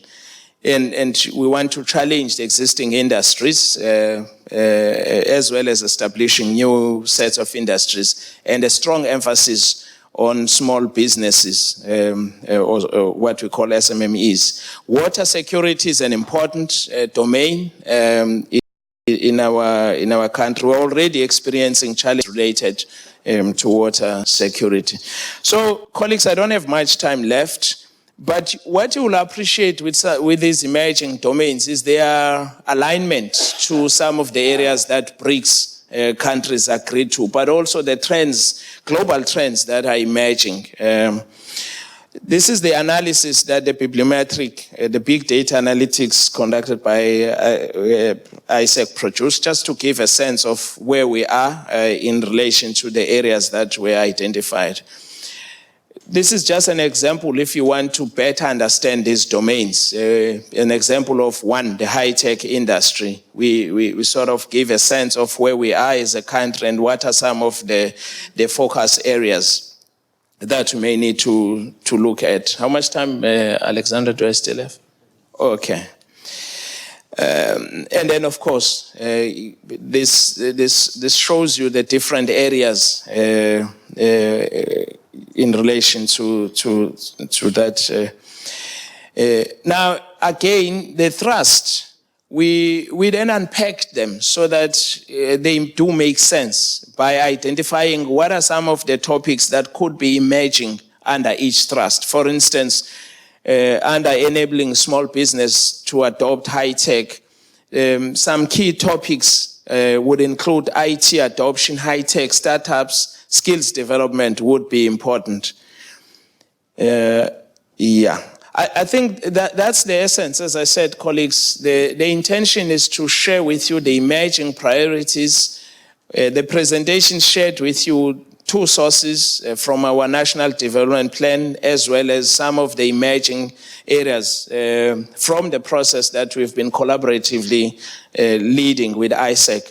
We're waiting for the third leg, which is retrospective because we've invested a lot in areas like bioeconomy. And our feeling is that some of this space security technologies as well, we need to do a reflection on those areas. We need to identify areas that we have done well, which may require upscaling as a consequence, could be included.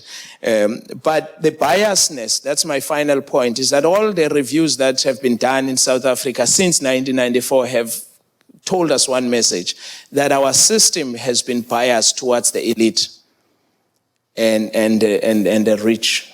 Every review that were done in South Africa have reached same conclusion, that we need to make sure that the STI system speaks to the needs of the majority.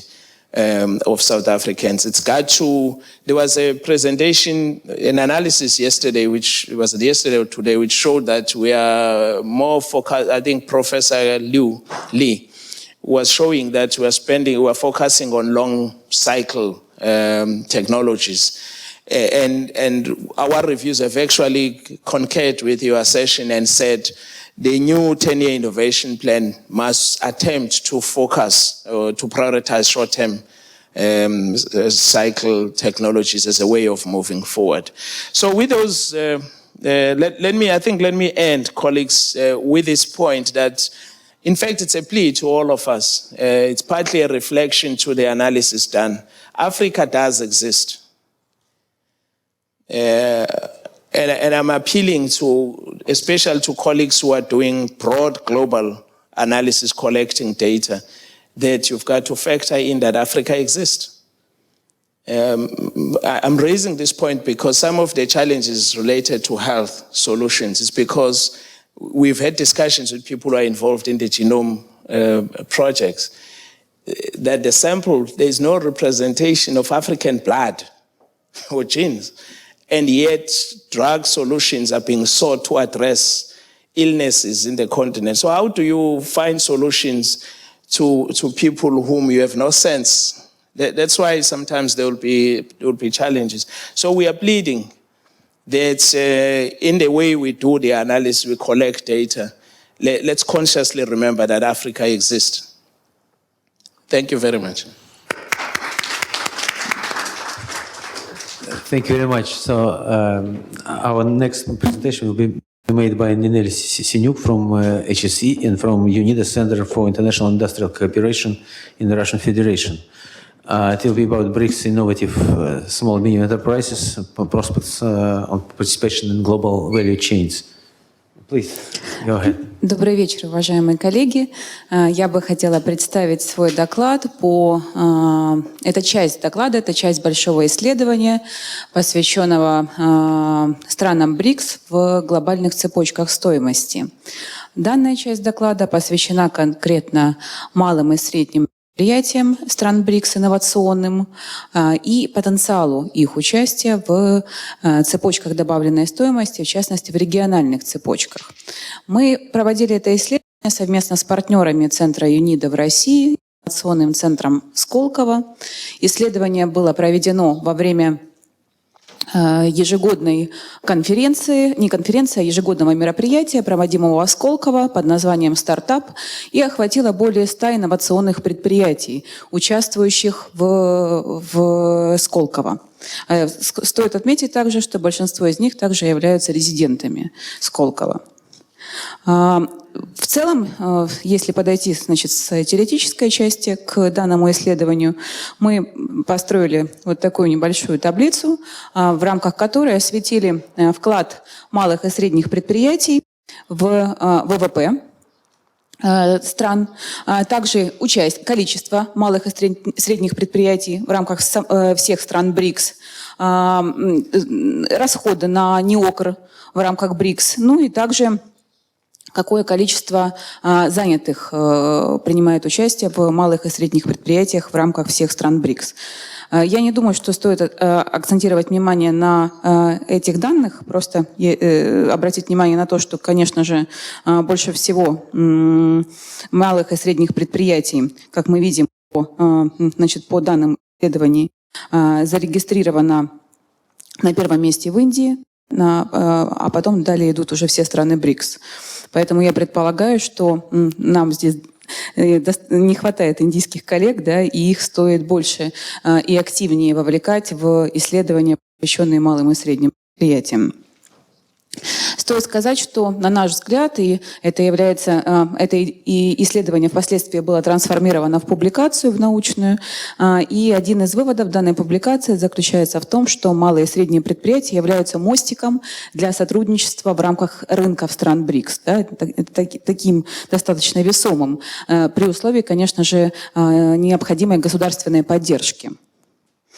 Здесь представлена таблица всех теорий, начиная с 60-го года, всех исследователей, занимающихся глобальными цепочками стоимости в контексте торговой логики, в контексте инновационной логики, индустриальной промышленной логики и их трансформация, да, и некая форма эволюции. Вот идет сверху вниз. Я не думаю, что в данный момент стоит тоже акцентировать на этом внимание, но я буду рада, если у вас возникнут какие-то вопросы, вы можете, в конце я укажу свои данные, вы можете писать, я с удовольствием на них отвечать уже. На этом слайде приведены основные факторы, основные мотивы, детерминанты, которые мотивируют компании ходить за рубеж, в случае промышленности, в случае места расположения, да, своих филиалов, с позиции фирм и их мотивации, и также с позиции своих транзакций. Здесь, наверное, стоит отметить, что, конечно, основная причина для выхода малых и средних компаний за рубеж, как правило, это поиск рынков, поиск партнеров, а также поиск компетенций, да, профессионального опыта в их сфере. Касательно нашего исследования. Мы провели, как я уже сказала, опрос среди порядка 100 инновационных компаний. Более 47% были ориентированы на производство компьютерных технологий и софта. Также порядка 25% были ориентированы на производство технологий в области энергоэффективности и энергосбережения.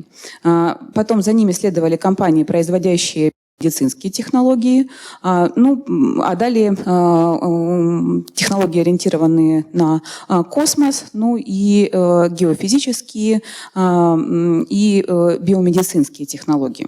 Стоит отметить, что среди большинства респондентов, более 53% при выходе за рубеж отметили проблему с нехваткой ресурсов, да, 53% респондентов. На следующем месте идут основные проблемы, связанные с поиском партнеров. 25% демонстрируют просто незнание о рынках, на которые они выходят, да, и страх перед выходом за рубеж.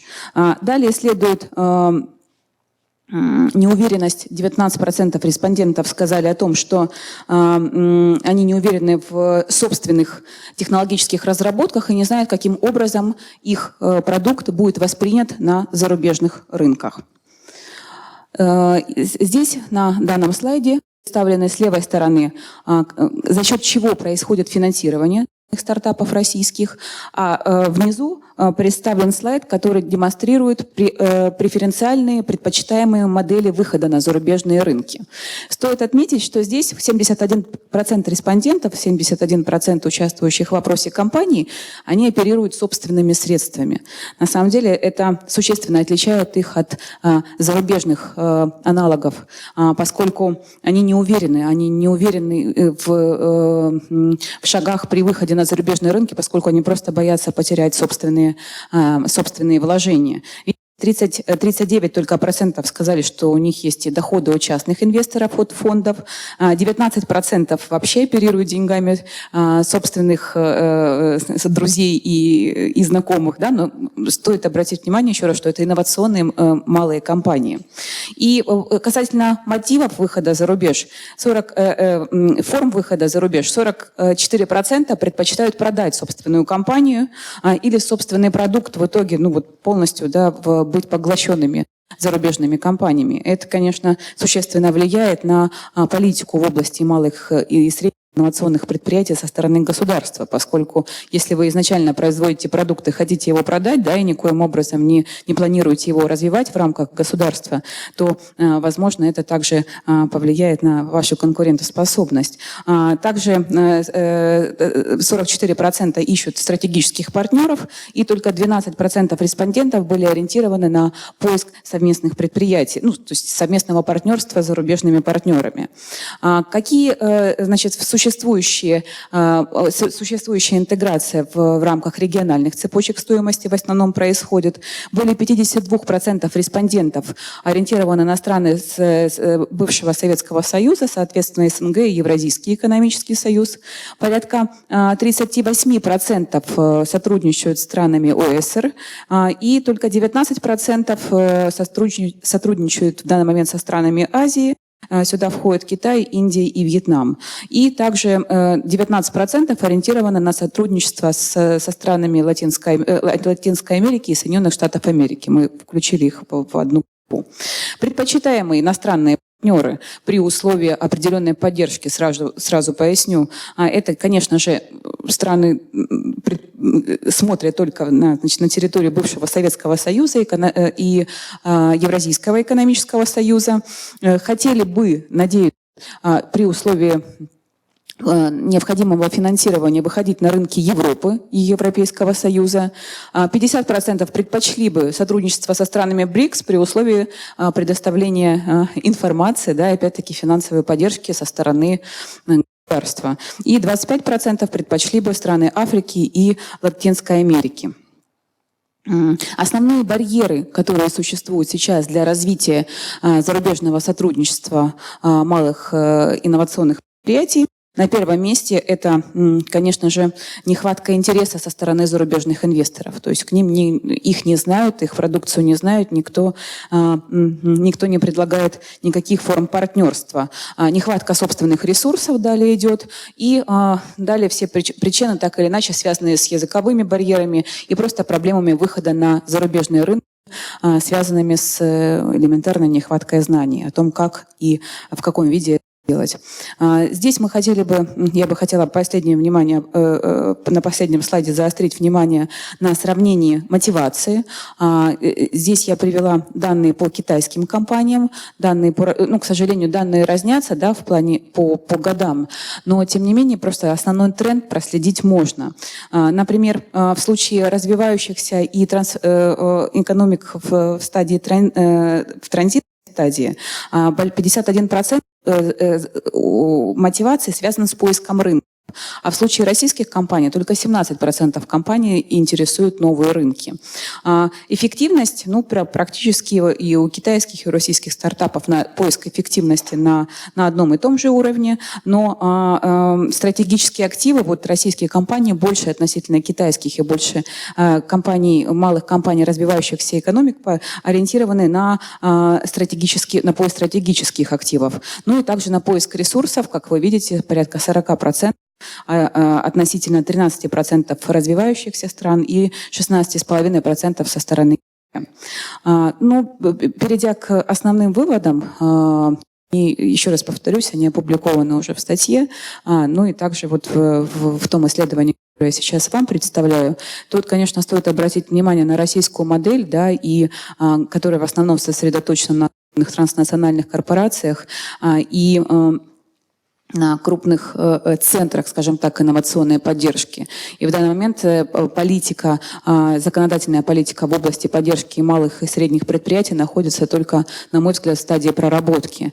И мы здесь, естественно, хотели бы предложить со своей стороны это поиски оптимальных моделей сотрудничества в рамках малых и средних предприятий, кооперацию с помощью экспертов, с помощью определенных центров в рамках глобальных цепочек стоимости, создание общей инфраструктуры стран БРИКС и доступ, тем самым обеспечив малым инновационным предприятиям доступ к новым знаниям и повысить их стратегическую мотивацию в рамках данного сотрудничества. Спасибо за внимание. Обещанные детали для последующего общения. Okay, thank you very much for your presentation. Do we have our last speaker? Yeah, you don't see it. Our last speaker is Olga Yudina from Ministry of Energy of the Russian Federation. She will make a presentation about BRICS Energy Research Cooperation Platform. So please, the floor is yours. Thank you so much.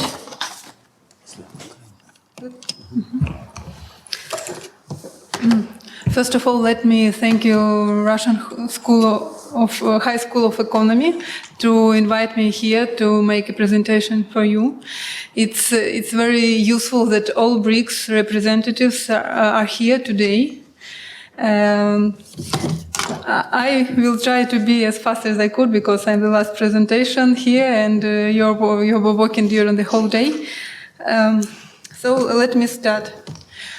During today's presentation that I held among BRICS countries, especially all speakers highlighted that energy is one of the very important topics for all BRICS countries.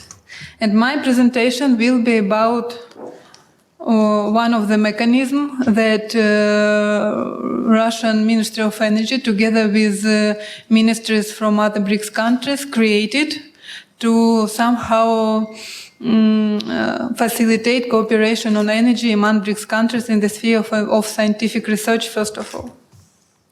My presentation will be divided in two parts. During the first part, I will sum up the result of the first BRICS Energy Research Cooperation Platform meeting that was held in June this year in Moscow. And during the second part, I will describe for you future step of development the BRICS Energy Research Cooperation Platform. So let's start. In June, with the support of Brazilian presidency, the first official meeting of BRICS platform took place in Moscow. The delegation discussed priority areas for research activities under BRICS ERCP and presented their views on further development of ERCP. On the screen, you can see a brief summary of topics proposed by countries. In reality, the discussion was more comprehensive, of course. Brazil indicated 5 priority areas in energy: energy security, natural gas, bioenergy, renewables development, transformation of energy systems. Indian delegation proposed more than 10 topics, including thermal and hydro generation, transmission and distribution of energy, renewables, energy efficiency, security, protection of equipment and power systems, use of robotics and unmanned vehicles for construction, and others. Representatives of China put their emphasis on alignment of energy policies, deeper engagement in discussions on regulations. And finally, South Africa mentioned gas technologies, especially for mobility, carbon capture utilization and storage, hydrogen, high efficiency, low emission coal technologies, fuel cells, and battery storage. Using this big data and together with High School of Economy, involving a lot of documents, we prepared a sort of semantic map that shows common BRICS energy priority. As you could see, they are clustered around several topics: fossil fuel, including natural gas and coal; renewable energy, including hydropower, solar, bioenergy, geothermal energy. The third topic is energy storage. Then power sector, including cogeneration and distributed generation.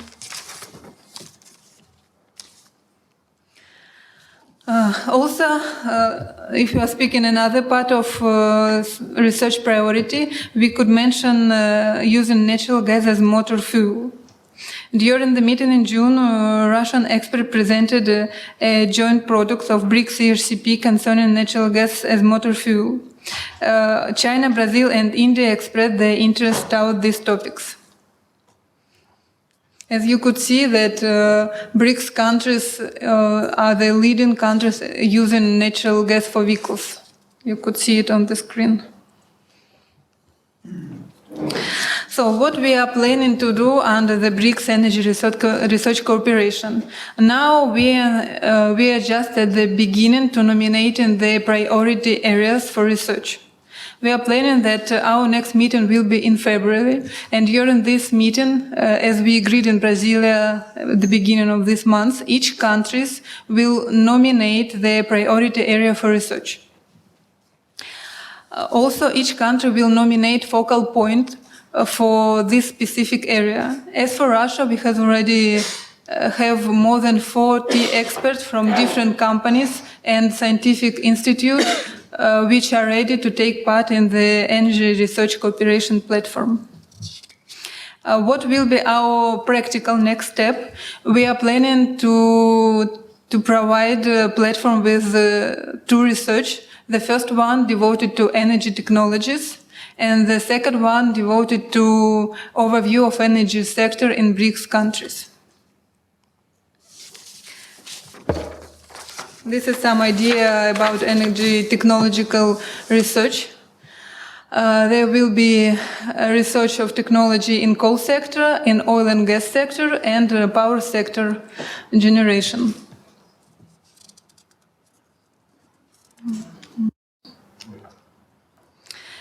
And also one more very important ideas for develop an energy research cooperation platform. That's partly that's why I'm here.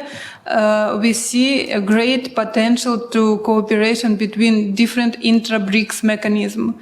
BRICS Energy Research Cooperation Platform was adopted by Ministers of Energy. We know that there are great job under scientific community, and this platform will be open not only for government and company, they are also open for scientific research. And we invite you to join this platform as one of the intra-BRICS mechanism in energy cooperation. Thank you for your attention. Okay, thank you very much. Thank you very much. So we finished our presentations, and now we have time for questions. Please go ahead.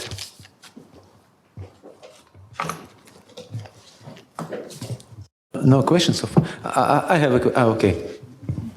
Fabienne, please. Yes, as we are entering next year's ocean decade, you know, the United Nations decade dedicated to ocean science and technology. I'm wondering if this has been taken into consideration in South Africa or in Russia or some BRICS. I have not really heard about that. Okay, who will reply? About ocean research, is it considered by? Yeah, in South Africa it's quite big.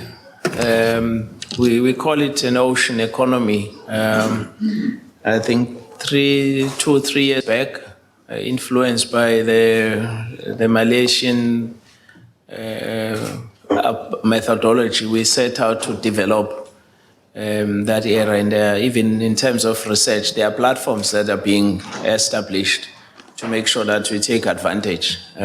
So the reason why we didn't include here in the presentation, it would fall under the category where we're saying we're reviewing existing initiatives where already a lot of investment and strategic consideration has gone into. So we need to be quite certain about what areas would need. But it's quite big in South Africa. We've got access to the oceans, and it's key to our future economic growth.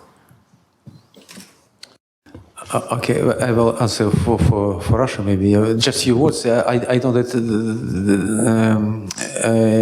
a lot of initiatives have been discussed recently, and it's a very hot issue about Arctics in Russia, because it's considered as a very important area to be developed, and there are many different views about how to develop it further. So it's also on the agenda of the Russian science technology, and not only. Yes, please. Excellent presentations, and I have a question for Olga Yudina. During the last 2 days, we have talked about energy a lot, and because you are obviously covering that area, and now we are moving, the whole planet, not just the BRICS, are moving on an energy transition. But there are some countries like Russia, which are very dependent on fossil fuels.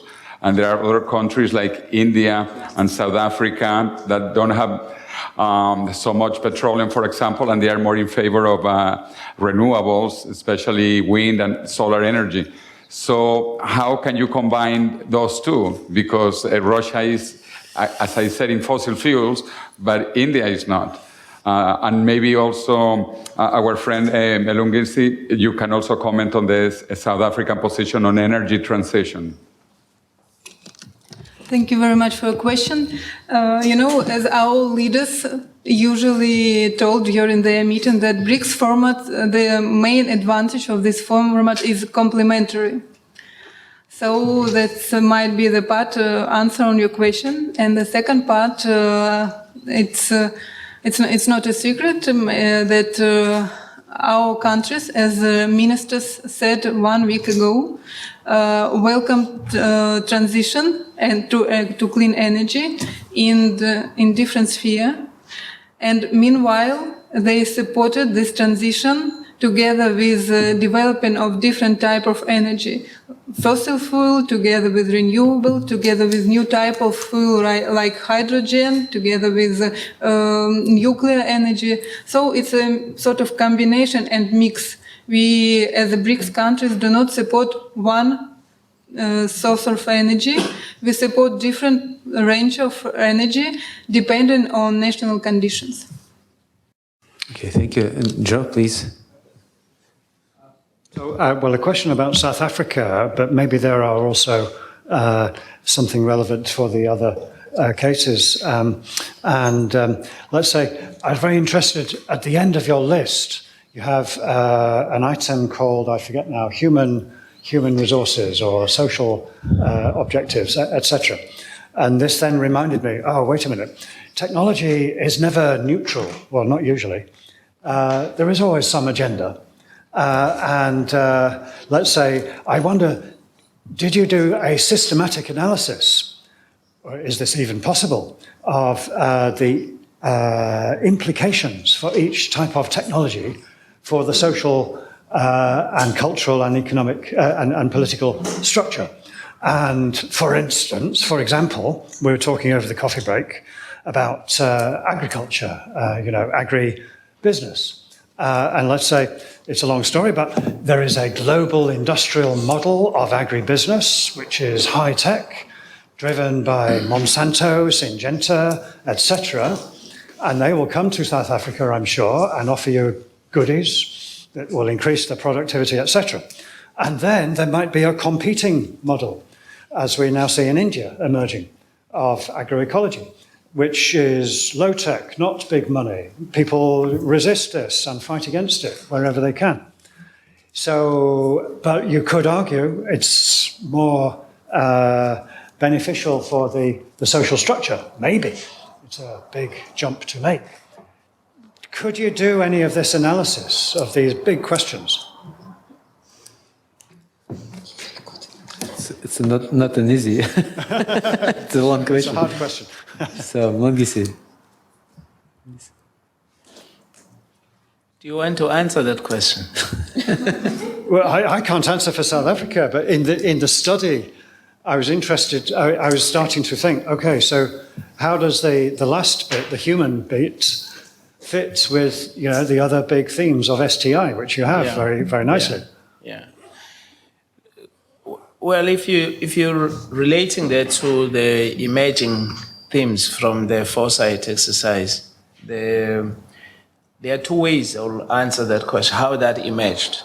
The first part is that we did recognize that all these domains will have that element about the social. It's cutting across. So we did acknowledge that. So because it was part of but the other element was that, look, the conditions that we find ourselves and where we are likely to find ourselves in terms of progress that technology will necessitate us to stand back and ask some fundamental questions. For instance, take artificial intelligence. You ask questions about its implications on human beings, human to technology type of interactions.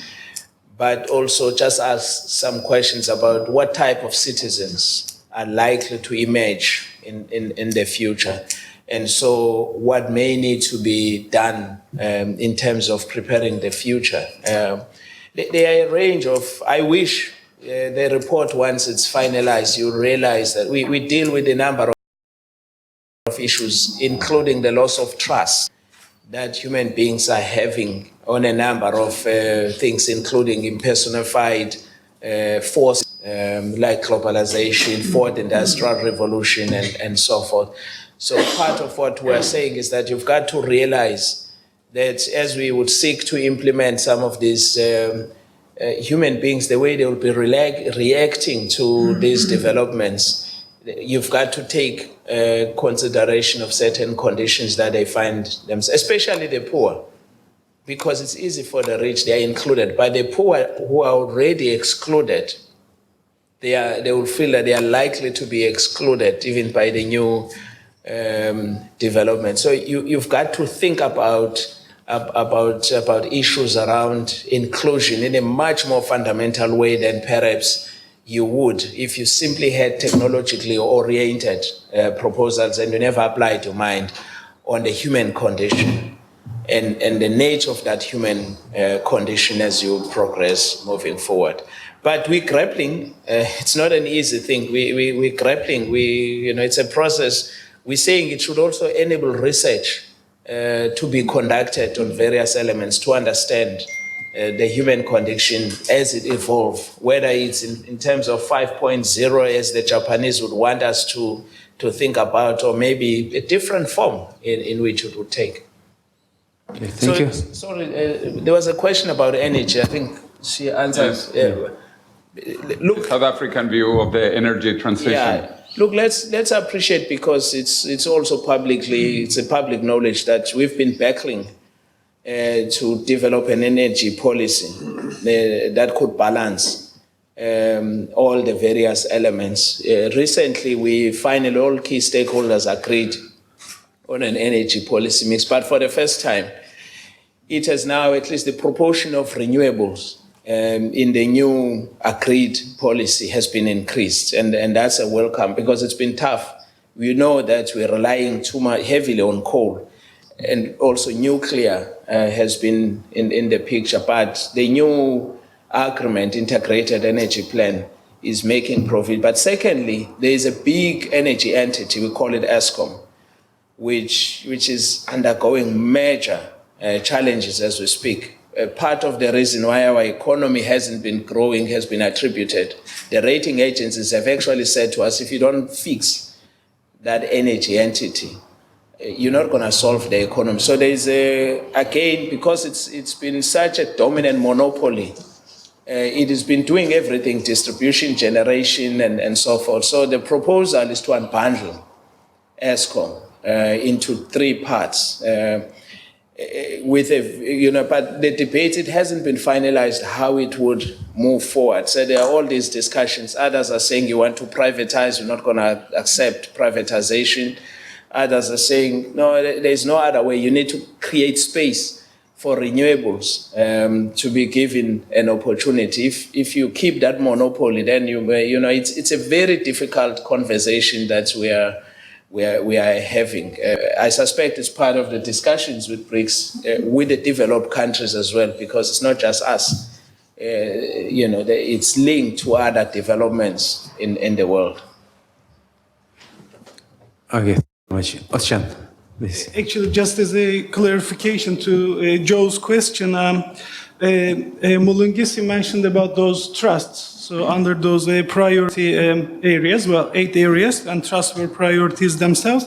And we had a detailed assessment of each of those trusts. And then there we were asking questions about their contribution or help to mediate, for example, inequality, contribution to employment, and then contribution to overcoming poverty, and at the same time, social and ethical acceptability, and other barriers and obstacles, as well as availability of funding and etc. So I guess most of this won't be actually included in the final report, but we were discussing with Mulungisi yesterday that probably a full report needs to be put together, showing all these details with the whole set of issues, because there are so many valuable things which may get lost as we try to summarize and distill so much out of it. So it should be probably done, and we will discuss that probably in the next week or two. Yeah. More questions? If there is no more questions, I would like to remind you the slide which was shown by Sifei here. There was a picture where there was 4 layers: the self, the chessboard, the mountain, and the star. And I must say that I think that most of us, first of all, think about ourselves. Yeah. Sometimes when we need something, we need about the chessboard. Much less we think about the mountains. and even less we think about the stars. Yeah, I consider that Foresight is more about the mountains and the stars. Yeah, so I hope this event contributes a little bit, that we will be thinking, not only us, but somebody else maybe, will be thinking more about the mountains and the stars. So I wish all of you to think about it more. And it was a great event, I guess. We had very interesting 3 days of the discussions, and I would like to congratulate all of you. I would like to express our sincere gratitude to all who made presentation here, everybody who asked questions, who participated in discussions, who just was listened to and maybe found something new in these 3 days. And so thank you very much. Let me thank all of you. Let me thank the translators and the interpreters who did a great job here. And I would like to just to finish with, we have our website, and for each of the days we have some very simple questions. And those of you who are interested, you could visit them and maybe have some fun to answering these simple questions. And at this point, I would like to thank all of you once again, and I invite you to make a group photograph here. Thank you very much. Alexander, is there any plan to prepare a comprehensive document out of this? Excuse me? Is there any plan to prepare a comprehensive document of the 3-day deliberations? Yes, we'll make maybe some overview, not the full set of documents. We'll share with some presentations, and I hope you will have some information. Okay, everybody's invited here, please.